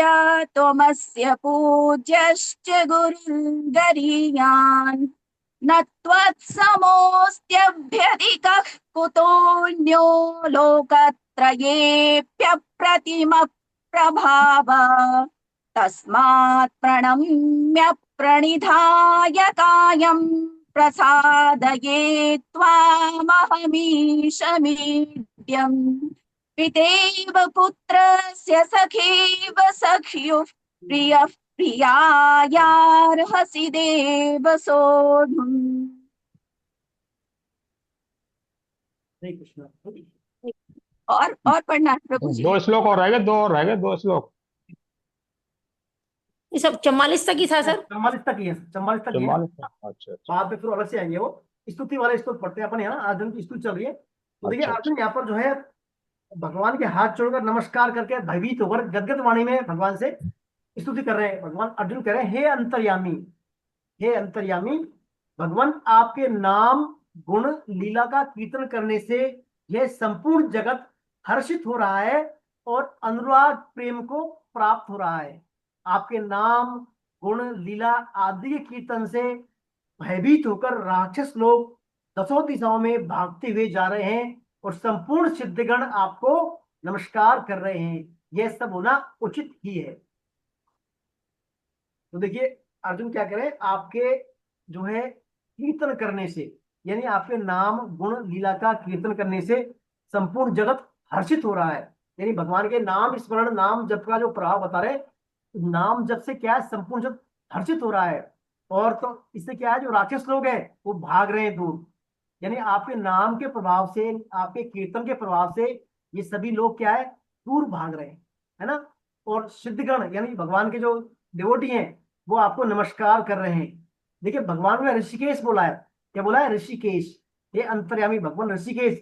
ऋषिक मानी इंद्रियां, ऋषिक मानी इंद्रियां, और ऋषिकेश यानी इंद्रियों के स्वामी। यानी भगवान जो है हमारी इंद्रियों के स्वामी है, इंद्रियों के स्वामी है भगवान। रूप गोस्वामी भक्ति की परिभाषा बताते हैं भक्ति रसम सिंधु में, ऋषिकेन ऋषिकेश सेवनम, ऋषिकेन ऋषिकेश सेवनम भक्ति रुच्यते। भक्ति क्या है? ऋषि इंद्रियों के द्वारा इंद्रियों के स्वामी की सेवा, यानी ऋषि के द्वारा ऋषिकेश की सेवा। हमारी जो पांचों इंद्रियां हैं इनका मूल काम है, भाई इनका मालिक कौन है? ऋषिकेश। इंद्रियों का नाम ऋषिक, तो ऋषिकेश कौन है? भगवान। तो ऋषि यानी इंद्रियों का काम है भगवान की सेवा करना। हमें हमारी पांचों इंद्रियां हमारी सेवा में लाकर भगवान की सेवा में लगानी चाहिए। अभी तो भगवान ऋषिकेश है ना। तो यदि हम हमारी पांचों इंद्रियों को भगवान की सेवा में लगा देंगे तो अम्बरीश महाराज जो हैं, जैसे अम्बरीश महाराज थे, उन्होंने अपनी पांचों इंद्रियों को भगवान की सेवा में लगा दिया। जैसे अपने हाथों को भगवान के लिए पुष्प अर्पित करने में, भगवान के लिए माला बनाने में, भगवान के लिए गार्लेंड ये बनाने में, भिन्न भिन्न, है ना। पैरों को भगवान के धाम के दर्शन करने में, आंखों द्वारा भगवान का दर्शन, है ना, हर उस रूप में, नाक के द्वारा भगवान को अर्पित पुष्पों की सुगंध लेने में, जिह्वा को भगवान को ऑफर किया हुआ भोग को प्रसाद के रूप में ग्रहण करने में, स्किन को क्या है भगवान के द्वारा जो है चढ़ाए हुए पुष्पों को टच करने में, है ना। उन्होंने अपनी पूरी इंद्रियों को भगवान की सेवा में लगा दिया था। तो ऐसा लगाने से क्या, भगवान को फिर उसकी चिंता हो गई, भगवान ही फिर उसके रखवाले हो गए। उसका फिर जो है सब कुछ जो है शुक्राचार्य जो थे वो भी क्या है, उनका कुछ नहीं बिगाड़ पाए। फिर अम्बरीश महाराज का वो भी क्या है, उनसे भागे भागे डोले अम्बरीश महाराज वजह से, इस सेवा भाव में से। तो कहने का तात्पर्य यहाँ पर भगवान को अर्जुन के ऋषिकेश बोल रहे हैं, इंद्रिय के स्वामी। ये सब जो है आपकी लीलाओं के द्वारा, गुणों के द्वारा, नाम के द्वारा आपको गुणगान कर रहे हैं, और इससे संपूर्ण ये हर्षित, संपूर्ण संसार हर्षित हो रहा है। यानी हमारी प्रसन्नता का विषय है आपकी ये, है ना। आप आनंद के सागर हैं, आनंद के सिंधु हैं, आप आनंद के सिंधु हैं। ये कहने बाद फिर कह रहे हैं आप ही भगवान सभी क्या है, गुरुओं के गुरु और ब्रह्माओं के आदिकर्ता भी आप हैं। तो फिर आपको सिद्धि आपको नमस्कार क्यों नहीं करें? देखिए प्रपिता में है भगवान, हमारे यानी दादाजी के भी दादाजी, पिताजी। हमारे दादाजी कौन है? ब्रह्मा जी। सभी कौन है? पिता ब्रह्मा जी। और ब्रह्मा जी पिता कौन है? भगवान। तो प्रपिता में है भगवान यहाँ पर, है ना। फिर कह रहे हैं भगवान हे अनंत, भगवान को अर्जुन हे अनंत, हे देवेश, हे जगन्निवास, आप अक्षर स्वरूप हैं, सत भी आप हैं, असत भी आप हैं, और सत असत से परे जो कुछ है वह आप ही आप हैं। यानी सत भी भगवान है, असत भी भगवान है, और सत असत से परे जो भी है वो सब क्या है? भगवान ही है। आप ही आदिदेव हैं, आप ही पुराण पुरुष हैं, आप ही संसार के परम आश्रय हैं। सुप्रीम आश्रय कौन है? आप ही हैं भगवान संसार के। आप ही सबको जानने वाले, जानने योग्य और परम धाम आप ही है। हे अनंत रूप, आपसे ही संपूर्ण संसार व्याप्त है ना। सभी देखिए देवताओं के, गुरुओं के गुरु सब क्या है? जगन निवास, यानी सब संपूर्ण जगत आप में निवास कर रहा है। जगन निवास और जगन्नाथ, यानी संपूर्ण जगत के नाथ जगन्नाथ, और जगन निवास संपूर्ण जगत आप में निवास कर रहा है। तो देखिए ब्रह्मा जी, सभी देव यक्ष सब आप में निवास कर रहे हैं। तो ये सब आप ही परम आश्रय, सुप्रीम आश्रय आप ही हैं। अंतोत्गत्वा सबके अंतिम आश्रय भगवान आप ही हैं। ऐसा यहाँ पर अर्जुन भगवान की प्रार्थना कर रहे हैं। भगवान को चाहे देखिए सत्य असत और सब असत्य परे, यानी सत्य तो क्या सापेक्ष हो गया, सत असत सापेक्ष हो गए एक दूसरे के पैरेलल, और इनसे परे हो गया निरपेक्ष, जिसको हम समझ नहीं सके। तो सापेक्ष निरपेक्ष सब कुछ कौन है? भगवान ही है। यानी सती भगवान है, असत भगवान है, और इससे परे भी क्या है? भगवान है। और ये क्या है? ये जो है हमारी समझ से परे है ये, मतलब हम इनको हमारी मन बुद्धि इंद्रियों से, सत असत से परे। इंद्रियों से हम सबको समझ सकते हैं, असत देख सकते हैं, लेकिन सत असत से जो दूर की बात है उनको हम इंद्रियों से नहीं जान सकते। भगवान क्या सत असत से परे भी है, यानी भगवान हमारी मन बुद्धि इंद्रियों से जानने में नहीं आ सकते। तो भगवान हमारे इंद्रियों के द्वारा जानने के विषय है ही नहीं, ऐसा अर्जुन यहाँ पर भगवान कह रहे हैं। भगवान से कह रहे हैं, फिर अर्जुन से कह रहे हैं, भगवान आप ही वायु हैं, आप ही यमराज हैं, आप ही अग्नि हैं, आप ही वरुण हैं, चंद्रमा, दक्ष प्रजापति और प्रपिता में ब्रह्मा जी के पिता भी आप हैं। आपको हजारों बार नमस्कार है, नमस्कार हो, फिर भी आपको बार बार नमस्कार है। सब दिशाओं से आपको नमस्कार है, आपको आगे से नमस्कार है, आपको पीछे से नमस्कार है, सब ओर से आपको नमस्कार है। आप असीम पराक्रम वाले, अनंत वीर्य वाले, आपने सबको एक देश में समेट रखा है, सब कुछ आप ही हैं। आपको बारंबार प्रभु नमस्कार है। लेकिन नमस्कार कहने के पीछे व्यक्ति का भाव ही होता है, यानी उसको नमस्कार करने, उसके सामने दंडवत लेट जाना।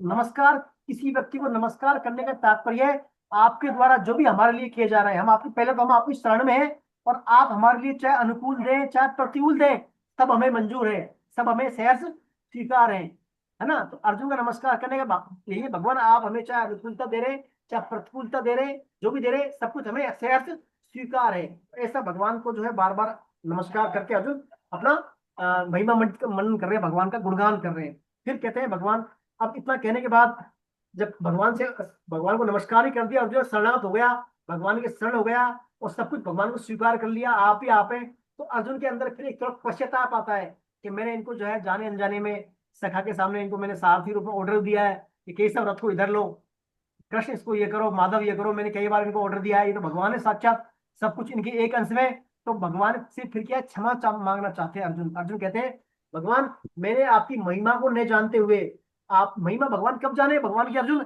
जब भगवान का विश्व रूप देख लिया। जब पहले तो अर्जुन ने कान से सुना था, कानों से सुनने के बाद फिर आंखों से देख लिया, तो अर्जुन को भगवान की महत्ता पर विश्वास हो गया, है ना, श्रद्धा पूरी प्रगाढ़ हो गई अर्जुन की।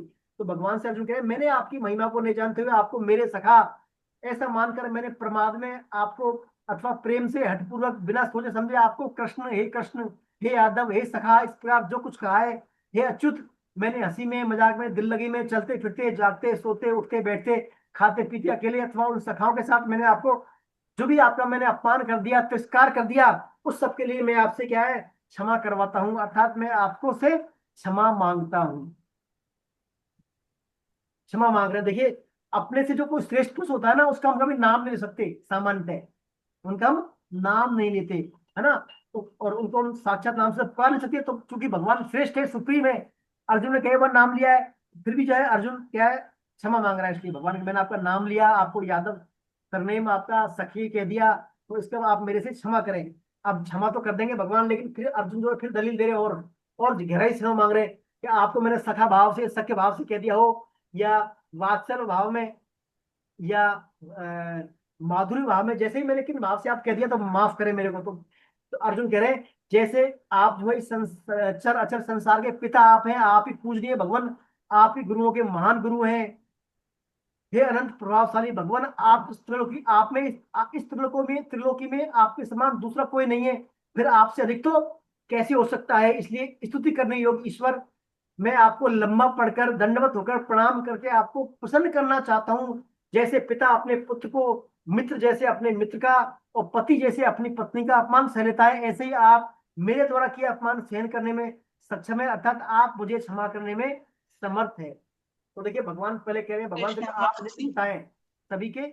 जी अलका हरे कृष्णा। जी अलका जी। सर, ये 42 श्लोक के लास्ट वाले लाइन, अप्रमेय स्वरूप मीन्स अप्रमेय जिसका मेजरमेंट नहीं किया जा सकता, लिमिटलेस, नापा नहीं जा सकता, जिसको हमारी इंद्रियों के द्वारा जाना नहीं जा सकता, हमारी इंद्रियों के द्वारा जिनको मतलब मन बुद्धि इंद्रियों के द्वारा जिनको हम जान नहीं सकते, नाप नहीं सकते, मेजरमेंट नहीं कर सकते, अप्रमेय, अप्रतिम, अप्रमेय है ना, परे, जानने के विषय है ही नहीं भगवान, इंद्रिय के द्वारा जानने के विषय भगवान है ही नहीं, है ना। तो भगवान को यहाँ पर अर्जुन इस शाश्वत जगत के, चर अचर जगत के क्या पिता बता रहे हैं और महान गुरु बता रहे हैं, है ना। फिर कह रहे हैं, आपने मैंने सख्य भाव से आपको जो है सखा बोल दिया हो, या जैसे वात्सल भाव में पिता जैसे पुत्र के अपराध को माफ कर देता है वात्सल भाव के कारण, और माधुर्य रस के कारण, या जो है पत्नी के अपराध को पत्नी सहन कर लेता है, क्षमा करता है, ऐसे ही मैंने आपसे कोई भी किसी भाव में कुछ भगवान गलती कर दी हो जाने अनजाने में, तो उसको आप माफ कर दें, आप, है ना, माफ कर दें आप, ऐसा अर्जुन जो यहाँ पर कह रहे हैं भगवान से। हरे अब कृष्णा जी मृत्यु जी बोले। आचार्य जी, मेरा एक प्रश्न है। ब्रह्मा जी तो सृष्टि को बनाते हैं, विष्णु का काम हो गया जी चलाना, और शिव जी महाराज का क्या रोल हो गया? जब कृष्ण भगवान खुद कह रहे हैं कि मैं काल हूँ, तो शिव जी महाराज का क्या रोल रह गया फिर? शिव जी भगवान कौन है बताइए मेरे को। आपने विभूति योग पढ़ा? विभूति योग पढ़ा? विभूति योग नहीं, मैंने कुछ नहीं पढ़ा जी, मैं तो बस मेरा ये भगवान ने प्रश्न। कहा शिव भी मैं ही हूँ, रुद्र। हाँ भगवान जी, इनको शिव जी भगवान की महाराज विभूति को है। बोलते हैं ना महाकाल तो। हाँ, तो भगवान ने क्या कहा कि मैं, अर्जुन में यहाँ पर, अर्जुन ने पूछा आप कौन है? तो भगवान ने कहा मैं यहाँ पर सबका बड़ा हुआ महाकाल हूँ, सबको मारने आया हूँ, संहार करने आया हूँ मैं सबका। तो महाकाल भी भगवान कृष्ण ही है, तो ब्रह्मा जी भी भगवान कृष्ण ही है, विष्णु जी भी भगवान कृष्ण है, सब कुछ क्या है? भगवान ही है। आपने पढ़ा था ना 8वीं 7वें अध्याय में, अधिभूत अधिदेव अधियज्ञ। अधिभूत के रूप में भी भगवान है ब्रह्मा जी के रूप में, अधिदेव विष्णु के रूप में भी भगवान है, और अधियज्ञ के रूप में भी भगवान है। यानी ब्रह्मा विष्णु और महेश तीनों के रूप में भगवान ही है। जीव भगवान और ईश्वर, गुरु जी भगवान और ईश्वर में भी अंतर है, फर्क है, अब मेरे को वो समझाइए। क्या फर्क है? आप ही बताइए मेरे को, ईश्वर में और भगवान में क्या फर्क है? भगवान ही, भगवान में ईश्वर में क्या फर्क है? हाँ जी। भगवान कृष्ण ही ईश्वर है। अच्छा, भगवान कृष्ण ही ईश्वर है। ठीक है जी। और एक प्रश्न और है जी, जैसे कर्म की बात आती है भगवत गीता में, पशु पक्षी कीट पतंगा मानव सभी कर्म करते हैं, यहाँ तक कि अगर नहीं वो नहीं नहीं करते, सब सब कर्म नहीं करते। ये तो गलत फहमी है ये आपकी। खाना पीना ये कर्म में नहीं आएगा? देखिए, बड़ा बड़ा। मनुष्य योनि के अलावा जो भी योनि है सब भोग योनियां है। मनुष्य योनि सिर्फ कर्म योनि है। कीट पतंगे भोग करते हैं, वो पूर्व जन्म के कारण उनको कीट की योनि मिली, पतंग योनि मिली, तो उसे भोग कर रहे हैं वो। उनको कोई पाप पुण्य नहीं लगता, उनको पाप पुण्य बिल्कुल नहीं लगता। पाप पुण्य सिर्फ मनुष्य को लगता है। मनुष्य योनि क्या है? जंक्शन है, मनुष्य योनि जंक्शन है। इस जंक्शन से हम क्या भगवान के धाम भी जा सकते हैं, और वापस 84 लाख के चक्र में भी आ सकते हैं मनुष्य योनि के द्वारा, है ना। तो मनुष्य योनि कर्म संगी योनि, यानी देवता जो है ना, देवता भी वहां पर भोग करते हैं ऊपर स्वर्गलोक में। जो देवलोक है वहां पर देवता भी भोग करते हैं, भोग करने के बाद वापस मृत्युलोक में आते हैं वो। तो देवता भी कहते हैं बड़े भाग मानुष तन पावा, स्त्रु दुर्लभ सब ग्रंथ ही गावा। देवता भी इस मनुष्य जन्म के लिए तरसते हैं कि हमें भगवान ने मनुष्य जन्म क्यों नहीं दिया, ताकि मनुष्य जन्म पाकर हम क्या भगवत धाम चले जाएं, एक बार, बार बार आना जाना बंद हो जाए। तो मनुष्य योनि कर्म संगी योनि है, बाकी सभी योनि भोग योनियां हैं। आचार्य जी, अभी 2-3 दिन पहले बात है, मैंने एक चिड़िया को देखा, एक जूट की मैंने वो लगाई हुई है पौधों में, तो वो जूट को चूट चूट के ऐसे तिनका तिनका करके लेके जा रही थी, और उसने एक घोंसला बनाया, तो वो कर्म नहीं हुआ उसका? तो ये कर्म नहीं कह सकते उसको, वो उसका स्वभाव है, वो उसका स्वभाव है। अब वो कर्म करे या नहीं करे, उसको पाप पुण्य कुछ नहीं लगता। जैसे कुत्ता है, कुत्ता है, देखिए कुत्ता है, मान लीजिए कुत्ते को आप हाँ रोटी जी। देंगे तो कुत्ता आप पास आ जाएगा, बड़े प्यार से आएगा, और डंडा हाँ जी। दिखाएंगे उसको भाग जाएगा, वो भाग जाएगा, ठीक। डंडा दिखाएगा, वो उसका स्वभाव हो गया, वो उसका स्वभाव हो गया, है ना। वो भी चाहता है भाई अच्छा अच्छा मिले मेरे को, स्वभाव बस। तो कर्म का उसमें विवेक का कोई वो नहीं है, अच्छा चाहता है बस, वो थोड़ी बहुत बुद्धि होती है उसमें, भाई जो अच्छा करेगा, खाना मिलेगा तो यहाँ आ जाएगा, नहीं मिलेगा चल जाएगा दूर। ऐसे ही क्या है, पशु पक्षी अपना सब जो है आश्रय बसेरा बनाते हैं प्रजनन करने के लिए, है ना, अपनी संतति का रक्षा करने के लिए सब काम करते हैं वो। लेकिन वो क्या है, कर्म संगी योनियां नहीं है, सिर्फ भोग योनियां है वो। उनको क्या है, करेंगे तो नहीं करेंगे तो पाप पुण्य बिल्कुल नहीं लगता। वो जैसे जो सृष्टि का क्रम है योनियों का, अगली योनि में क्वालिफाई हो जाती है अपने आप स्वतः ही, वो स्वतः ही कीट के बाद ये योनि आएगी, रेप्टाइल्स, रेप्टाइल जो भी सिस्टम है वो सिस्टम, उसके अनुसार वो अगली अगली योनि में क्वालिफाई करती चली जाती है, और स्वभाव के पर उस काम करते हैं वो, कर्म नहीं ठीक। करते वो। हाँ, ठीक है जी। ठीक। और एक बात हो रहा है गुरु जी, अभी भी एडमिशन हो सकता है क्या? हाँ, हमारे रजिस्ट्रेशन खुले हुए हैं ना, अभी भी करा सकते हैं रजिस्ट्रेशन आप, रजिस्ट्रेशन ठीक करा है। सकते हैं क्लास में। और चाहे तो अब से आ जाएंगे, या फिर हमारा नेक्स्ट बैच में भी आ सकती हैं, अभी भी आ सकती हैं। इस बैच में जोड़ लो तो बड़ी मेहरबानी होगी आ जी। सकते हैं, अटेंड कर सकते हैं वो। लेकिन उनका जो है एग्जाम वाला प्रोसेस जो है नेक्स्ट उससे स्टार्ट होगा, क्योंकि अभी 2 एग्जाम हो चुकी है अपनी ऑलरेडी, है ना। कोई तो बात नहीं सर जी। हाँ, आ सकते हैं, बिल्कुल आ सकते हैं।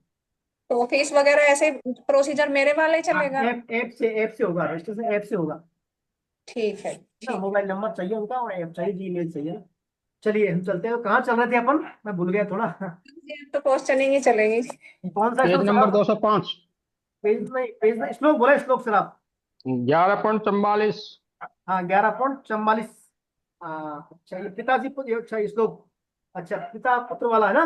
आप ही पता है, मैं आपको नमस्कार करता हूँ लंबा पढ़कर, है ना। तो देखिए भगवान से अर्जुन यहाँ पर ये कर रहे हैं कि जैसे पिता पुत्र के अपराध को सहन कर लेता है, माफ कर देता है, पति पत्नी के अपराध को माफ कर देती है, सहन कर देती है, और जो है मित्र मित्र के अपराध को सहन कर लेता है, ऐसे आप मेरे अपराध को माफ कर दें। आप, मैंने जाने अनजाने में जो आपसे पाप कर दिया उसको माफ कर दें आप भगवान। क्षमा याचना कर रहा है अर्जुन भगवान से, क्योंकि भगवान साथ ही थे। तो अर्जुन ने क्या अज्ञानतावश कई बार युद्ध में बोला भी है, अर्जुन भगवान को युद्ध नहीं करूंगा, ये सब ऐसा खुद का ज्ञान भी दिया है कि ऐसा करो तो ऐसा हो जाएगा, युद्ध इधर लीजिए आप, है ना। तो वो सब बात जब भगवान का विश्व रूप अर्जुन ने देखा, विभूति योग और विश्व रूप दर्शन योग दोनों दर्शन करने के बाद, सुनने के बाद, भगवान की महत्ता का जो प्रकाश अर्जुन के अंतःकरण में हो गया, वो जान गया यही भगवान है। ऐसा क्षमा याचना भगवान से अर्जुन यहाँ पर कर रहे हैं। अब देखो, और दूसरा बात, अर्जुन डर भी गए, भयभीत भी हैं अर्जुन।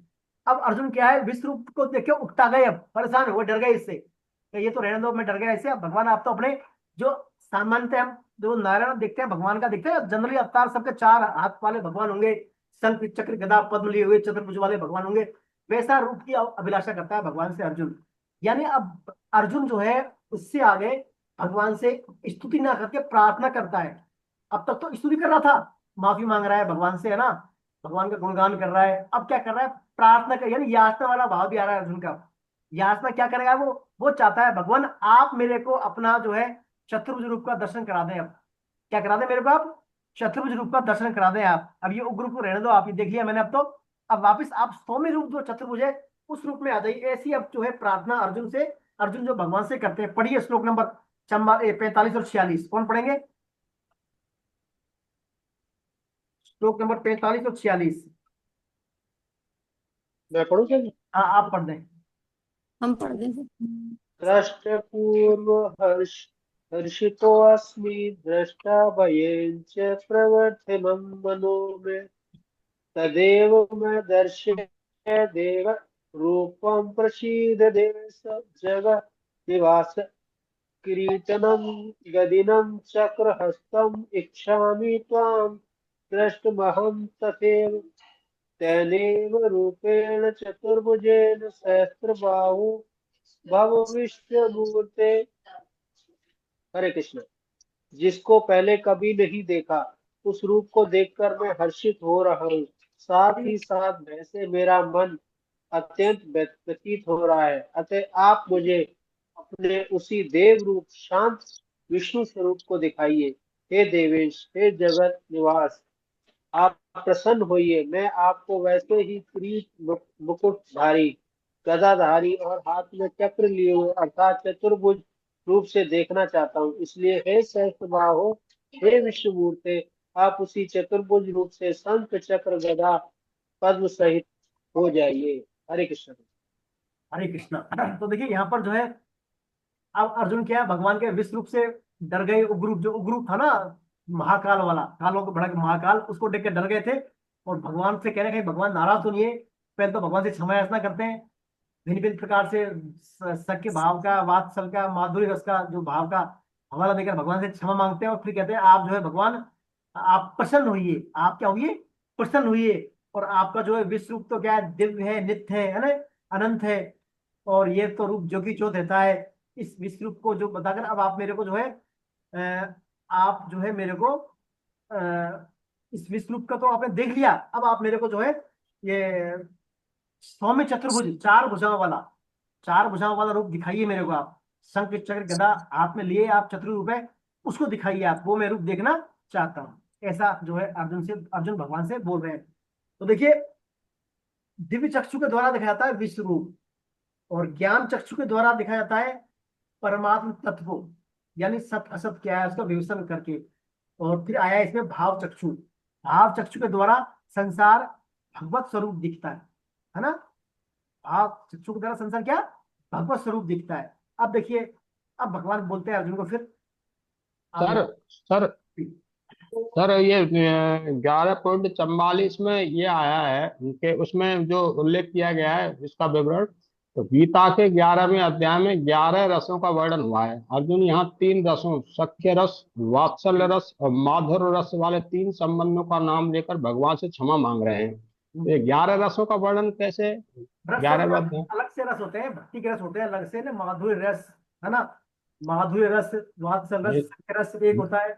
11 रस है, अलग अलग है। वीर रस, श्रृंगार रस, वीर रस होता है।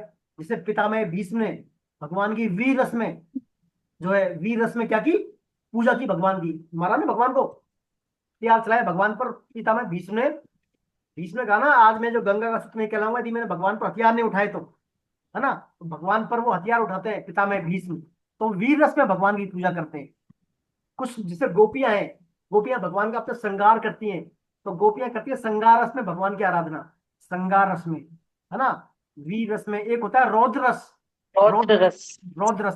तो ये 11 विभत्सु रस, हाँ बिल्कुल बिल्कुल, विभत्सु रस, हाँ विभत्स रस, रौद्र, तो अलग अलग हाँ, 11 रस है ना। भक्ति रस, हाँ तो 11 11 वात्सल्य रस है। हाँ वात्सल रस है यहाँ पर, वात्सल्य, सख्य रस और माधुर रस, ये 3 रस जो मुख्य होते हैं इस भक्ति में, खास रूप से सामान्यतः, और भी है और रेयर है, लेकिन ये सामान्यतः 3 रस। जैसे कोई सख्य रस में करता है, जैसे अर्जुन का भगवान के प्रति सखा वाला भाव है। एक होता है दास्य भाव, दास्य भाव भी होता है, दास रस। हनुमान जी का, हनुमान जी दास्य भाव में भगवान की आराधना करते हैं, है ना। चैतन्य महाप्रभु का दास्य भाव है भगवान के प्रति। यशोदा मैया का क्या है, वात्सल्य भाव है। यशोदा मैया का वात्सल्य। मीराबाई का भाव कैसा है, माधुर्य भाव, वो माधुर्य, हाँ माधुर्य भाव में। तो ये 11 प्रकार के रस हैं, अलग अलग प्रकार से। सामान्यतः 3 रस प्रमुख है, सख्य रस, माधुर्य रस और वात्सल्य रस। इनमें ज्यादा भक्तों ने अपनी साधना की है ना। और बाकी अपन और कभी करेंगे इसके ऊपर चर्चा, इनमें अभी अलग इस तरफ चल जाएंगे सब्जेक्ट अपना भी, फिलहाल इसको पढ़ते हैं अपन। ठीक है सुखबीर जी, हाँ सर, सर ठीक है सर। अलग अलग रस है। सर अब वैसे भी टाइम हुआ है, अब वैसे ही वो कर लो सर, प्रश्न उत्तर ले लो, पिछले उसका भी हाँ नहीं हुआ चलिए था किसी का। चलिए, यहीं तक अभी अपना कितने श्लोक हुए, श्लोक नंबर 46 है ना। हो गया, यस सर। ये 51 आज तारीख है। हाँ सर असाइनमेंट तो आ ही नहीं रहे हमारे इसमें ग्रुप में। असाइनमेंट, अच्छा असाइनमेंट का ऐसा है, ऐप में लेंगे सर असाइनमेंट आप लोग, ऐप में आ रहा है असाइनमेंट। सर ऐप को क्या है, देख नहीं पाते हैं और फिर वो निकल जाते हैं, इस ग्रुप में आ जाते हैं तो अपन देख लेते हैं, और पिछले हाँ 4-5 देख के लेते बाद, छह के बाद आए ही नहीं है सर वो। सर। अभी हाँ देखिए, सर, अभी देखिए, सुनिए आप सुनिए, अभी चैप्टर 1 to 10 के असाइनमेंट डाले जा रहे हैं ऐप पर, आ जाएंगे आपको, आगे आगे जाएंगे या आगे होंगे, या तो आगे होंगे या आ वो जाएंगे। अभी खुलते नहीं है सर, 8-9 डले हुए हैं शायद, 7-8-9 डले हुए या 9-10 डले हुए, वो खुलते ही नहीं है। अभी खोला जा रहा है, अभी खोला जा रहा है सभी को, एक से 10 खोला जा रहा है अभी, है ना। पुणे पुणे खोला जाएगा सभी को, है ना। सर ग्रुप में डाल देंगे तो बहुत अच्छा वेट कर होगा। रहे हैं आप, वेट कर रहे हैं सर आप, है ना, वेट कर रहे हैं इसका, ऐप का, ऐप पर आएंगे वो। सर सर अगर ग्रुप में डल जाए तो ज्यादा अच्छा है सर, उसमें क्या आसानी से कर लेते हैं, कभी भी कर लेते हैं समय के हिसाब से, चलिए मैं उसमें प्रयास टाइम बाउंड करूंगा, रहता है। मैं प्रयास करूंगा, चलिए मैं प्रयास करूंगा ना। मैं देखूंगा मेरे पास अभी तक इन दिनों तो क्या व्यवस्था है नहीं वाली, पीडीएफ वाली। मैं पिछले मेरे पास लास्ट ईयर के देखूंगा, मोबाइल में देखूंगा, लिंक वगैरह मिल जाएंगे ना पीडीएफ के, या पीडीएफ फॉर्मेट पड़े होंगे वो, तो मैं उनको ढूंढ के आपको डालता हूँ, है ना, प्रयास करूंगा। मिलते हैं। हरे कृष्णा सर। हरे कृष्णा। सर वो 9-10 असाइनमेंट ही दिख रहे, 7-8 नहीं दिख रहे सर ग्रुप उसमें, जी ऐप पे। हाँ हरे कृष्णा, फिर से बोले। सर ऐप के अंदर 9-10 असाइनमेंट ही दिख रहे हैं, 7-8 नहीं दिख रहे हैं सर, बहुत कोशिश कर ली। देखिए सुमन जी, अभी एक अध्याय 1 से 10 के अभी एक्टिव होंगे सभी, सभी एक्टिव होंगे अभी, एक बार, है ना, डालेंगे अभी एग्जाम से पहले पहले सबको एक्टिव करेंगे एक बार को, फिर आपको मौका मिलेगा, फिर से मौका मिलेगा, और फिर मैं भी आपको भेज दूंगा 1 से 6 का, शायद मैंने पीडीएफ भेजा है आपको, 1 से 6 का था वो ना। 1 से 6 तक तो भर दिए सर, 1 से 6 तक तो हो गया। 7 से 12 का मैं आपको भेज दूंगा, 7 से 12 का भेज दूंगा आपको, है ना, तो कोई सा 7 से 12 का, जी सर। उस बारे में आप चिंता निश्चिंत रहे, बिल्कुल, है ना, वो भेज दूंगा मैं आपके लिए। हरे कृष्णा। जी हरे सर कृष्णा। एग्जाम क्या 12 उसके बाद होगा, अध्याय के बाद? हाँ 12 चैप्टर कंप्लीट होने के बाद, 12 चैप्टर कंप्लीट होने के बाद चैप्टर 7 to 12 का 10 तक के तो 10 का असाइनमेंट तो पढ़ चुका है। हाँ वो 7 से असाइनमेंटों के बारे में आप बार बार ना पूछे, एक बात को मैंने कह दिया, असाइनमेंट आपको 7 से 12 का पीडीएफ भेज दूंगा मैं, और ऐप पे भी खुलेंगे सभी, है ना, अभी एग्जाम से पहले पहले खुलेंगे, और मैं पीडीएफ भेज दूंगा आपको। तो असाइनमेंटों को एग्जाम की डेट, एग्जाम की डेट डिसाइड हो। चैप्टर 12 पूरा होने के बाद, चैप्टर 12 पढ़ लेंगे ना पर पूरा, उसके बाद एग्जाम होगी, है ना। तो एग्जाम सितंबर में संभावित है आपकी, डेट मेरे को पता नहीं है अभी, डेट तो आ गई, लेकिन अभी ध्यान नहीं है, बाकी अपना कोर्स कंप्लीट होने के बाद ही एग्जाम होगी, है ना। अभी अपन अगली जो नेक्स्ट क्लास होगी उसमें चैप्टर ये कंप्लीट करके चैप्टर 12 शुरू कर देंगे। तो इसमें 5-7 श्लोक बचे हैं, इसमें ज्यादा नहीं है, इसमें चैप्टर में 11 में। नेक्स्ट में अपन 12 चैप्टर स्टार्ट कर देंगे और उसके अगली क्लास में शायद 12 चैप्टर में चूंकि 20 श्लोक है, हो जाएंगे वो, है ना, संभवतः हो जाएंगे, नहीं तो अगली बार कर देंगे उनको, है ना। तो कोर्स होने के बाद ही एग्जाम होगी, संभावित है। तो आप तो तैयार रहें, जो पढ़ाया उसको पढ़ लें आप, है ना, ढंग से। जी सर एक प्रश्न है सर। जी सर बोले। सर धर्मराज और यमराज में क्या अंतर है? धर्मराज तो युधिष्ठिर को कहते हैं, धर्मराज युधिष्ठिर को कहते हैं, युधिष्ठिर की उपाधि है धर्मराज की। और यमराज जो है वहां पर भगवान के वहां चित्रगुप्त, जो चित्रगुप्त यमराज। तो ये नहीं, धर्मराज और यमराज तो एक ही हुए मेरे ख्याल से। नहीं, अलग अलग है सर। धर्मराज धर्मराज की उपाधि युधिष्ठिर की है, वो सदा धर्म का पालन करते हैं युधिष्ठिर जी। और यमराज क्या है, सब यमराज ही भगवान की विभूति है। यमराज क्या शासन करते हैं वहां पर, ऊपर लेखा जोखा देखते हैं ना, वो न्याय करते हैं, न्याय। नहीं, यमराज के अवतार तो विदुर जी हैं और हाँ, तो धर्मराज के अवतार युधिष्ठिर हैं। अवतार नहीं, उनका नाम ही धर्मराज युधिष्ठिर है, वो अवतार नहीं है, नाम है सर उनका धर्मराज युधिष्ठिर। धर्म की पालना करने वाले, धर्म की पालना करते हैं सदैव वो। नहीं, कहीं कहीं ये सुना धर्मराज और यमराज एक ही है, मैं तो इसलिए वो थोड़ा कंफ्यूज था सर। नहीं, मैंने भी सुना है सही। धर्मराज को यमराज कहते हैं, यमराज को धर्मराज कहते हैं। यही सुना है मैंने भी। देखिए यमराज तो आत्मा ले जाने वाला होता है। यमराज जो है, यमराज वहां पर सही न्याय करते हैं, वहां पर सही न्याय करते हैं, सच्चा न्याय। चाहे राजा हो, सबके साथ बड़ा हिसाब करते हैं, पूरी न्याय करते हैं। इसलिए कह सकते हैं उनको धर्म का पालन करते हैं, वो अपने न्याय का पालन करते हैं, धर्म का पालन करते हैं, उनको धर्मराज कह सकते हैं।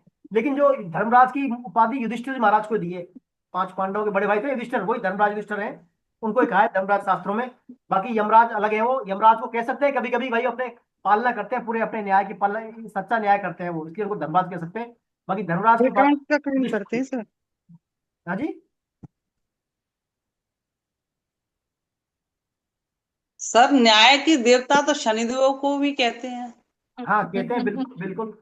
सही मेरे बात। भी ऐसा ही एक प्रश्न बातें तो बहुत है, कहने को बहुत बातें हैं, लेकिन जो शास्त्रों में ना, यमराज को भगवान ने कहा ना, आप देखिए अपना 10वां अध्याय निकालिए, भगवान ने यमराज को अपनी विभूति बताया है, शासन करने वालों में यमराज में हूँ, कहा ना, जो न्याय करता है सबके समान, वो मैं विभूति है मेरी, यमराज। तो विभूति उससे ध्यान करें आप। भगवान ने कहा ना, हमारे पास 2 तरह की शक्तियां, देखिए, एक तो है शक्ति सोचने की, एक तो करने की, मतलब एक तो देखने की शक्ति और एक चिंतन करने की। सामान्यता हमारी जो डेली एक्टिविटी, हम क्या देखते हैं पहले किसी बात चीज को, फिर हम चिंतन करते हैं। तो देखने में तो हम क्या है, जो भी देखें उनको क्या है, भगवान की विभूति देखें उसमें, क्या है, जो देख रहे हैं उसमें क्या है, भगवत दर्शन करें कि ये भगवान के कारण ही है, और चिंतन करें उसमें भगवान का, है ना। तो हमारा फिर भगवान का चिंतन होगा वो, एक प्रकार से देखें भगवान की विभूति हर चीज में। भाई इसमें आपने देखा, जैसे यमराज की बात चल रही है, तो यमराज भी क्या है, भगवान की विभूति है वहां पर। तो वहां पर उसको, यमराज को भगवान से जोड़िए आप, कि भगवान की विभूति है, फिर आप चिंतन कीजिए भगवान का। तो उससे हमारा क्या है, जो भी कर्म होगा वो भगवान के लिए कर्म होगा वो, ऐसा भगवान कहते हैं। पढ़िए आगे इसमें, है ना। दोनों शक्तियों का सही इस्तेमाल करें हम भगवान के लिए। और किसी की कोई बात? महेंद्र जी सर से निवेदन है, सर बोले कुछ आप, आज आप शांत हैं, आप पिछले 2 क्लासों से। हाँ सर, 2-3 मिनट ही बच रही हैं सर, फिर ये बंद हो जाएगा यार। नहीं, 2-3 मिनट में काफी बात बोल देंगे महेंद्र जी तो। अनुभवी हरे इतना कृष्ण, इनका, मेरा अनुभव बहुत गहरा है। हरे कृष्णा सर, हरे कृष्णा सर। जी सर। सभी भक्तों के चरणों में प्रणाम। इस अध्याय में थोड़े से जो विशेष शब्द प्रभु के लिए उपयोग किए गए हैं, तो उसका चिंतन होना चाहिए हमारे आपके हृदय में। कि कमल नयन परमेश्वर पुरुषोत्तम ऐश्वरम रूपम प्रभो और योगेश्वर नाम से अर्जुन ने द्वारा संबोधन का ये भाव है कि आप सबकी उत्पत्ति से स्थिति और प्रलय तथा अंतर्यामी रूप से शासन करने वाले होने के कारण सर्वसमर्थ हैं। हे योगेश्वर विशेषण देकर के ये भाव दिखाया है कि आप संपूर्ण योगों के स्वामी हैं, आप अंतर्यामी हैं। यदि मैं आपके स्वरूप का दर्शन करने का अधिकारी हूँ तो मेरे मन की इच्छा पूर्ण करिए। आप तो भक्त वांछा कल्पतरु हैं। भगवान की कृपा से प्रभु दिव्य चक्षु पाकर अर्जुन 12 आदित्य 8 वसुओं 11 रुद्रों दोनों अश्विनी कुमार 49 मरुदगण को देखते हैं। भगवान अर्जुन को गुणाकेश इसलिए कहते हैं कि वो निद्रा को जीतने वाला है, कह करके संबोधित करते हैं कि विशेष ज्ञान के द्वारा इस दृश्य जगत को भगवत स्वरूप समझ लेना ही विश्व रूप दर्शन है। कि जो भी सृष्टि में जो कुछ दिखाई दे रहा है वो सब मैं ही हूँ। यहाँ संजय ने भगवान को महायोगेश्वर व श्री हरि कह करके संबोधित किया है। कि दुखों को हरण करने वाले को ही हरि कहा जाता है। रूपम परमम ऐश्वरम को कहने का तात्पर्य है कि जिसमें ईश्वर के गुण प्रभाव व तेज दिखाई देते हैं, जो ईश्वर की दिव्य योग शक्ति से संपन्न है, वह सारा विराट स्वरूप अलौकिक दिव्य सर्वश्रेष्ठ और तेजोमय है, सांसारिक नहीं है, वो अलौकिक है, सब कुछ आश्चर्यजनक है, असंख्य मुख असंख्य आंखें, सब कुछ अद्भुत दर्शन है, अनेक प्रकार के गहनों से विलक्षण तेजोमय और अलौकिक है, हजारों सूर्यों के समान प्रकाश पुंज है। तो सूर्यों का प्रकाश अनित्य भौतिक और सीमित है, परंतु भगवान का विराट स्वरूप प्रकाश नित्य और अलौकिक अपरिमित है। देवता मनुष्य पशु पक्षी कीट पतंग और वृक्ष भोक्त वर्ग पृथ्वी अंतरिक्ष स्वर्ग और पाताल आदि भोग स्थान उनके भोगने योग्य असंख्य सामग्रियों से भेद से विभक्त इस समस्त ब्रह्मांड को भगवान के शरीर में एक देश में ही अर्जुन देखते हैं, एक देश में ही स्थिति देखते हैं। तब अर्जुन ने 15 से 22 तक भगवान की प्रार्थना की है, जो कि अत्यंत विशिष्ट है, जिसमें भगवान को अर्जुन कमलासन स्वयं स्तंभ कि भगवान के नाभि कमल से निकले हुए कमल पर ब्रह्मा जी को देख रहा हूँ। समस्त विश्व के कर्ता भरता हरता हैं आप, समस्त और सबको अपने अपने कार्यों में नियुक्त करने वाले सबके अधीश्वर है, सर्वता अनंत रूपम है। आपके इस एक शरीर में बहुत भिन्न भिन्न प्रकार के अनंत रूपों में चारों ओर फैले हुए हैं, किरीटनम गगनम चक्रणम, और इस प्रकार से भगवान की वो प्रार्थना करते हैं। हरे कृष्णा प्रभु, हरे कृष्णा। बहुत बढ़िया, मैंने कम समय में आपका मतलब ले लिया। बहुत अच्छा सर, अच्छा आपने काम किया। नाम संकीर्तनम यस्य नाम संकीर्तनमस्य सर्वपापनाशनम सर्वपापनाशनम प्रणामो दुःखशमनमस्तम नामो दुःखं नेतम् नमामि हरिं परम। नमामि हरिं परम। बोलो वृंदावन बिहारी लाल की जय हो। जय हो। श्री कृष्ण बलराम की जय हो। राधा गोविंद देव सरकार की जय हो। हरे कृष्ण महामंत्र की जय हो। जय हो। नाम संकीर्तन यज्ञ की जय हो। जय हो। आज के आनंद की जय हो। सभी वैष्णवों की जय हो। प्रणाम, सभी को प्रणाम। हरे कृष्णा हरे कृष्णा हरे कृष्णा हरे हरे कृष्णा कृष्ण हरे कृष्ण। कृष्ण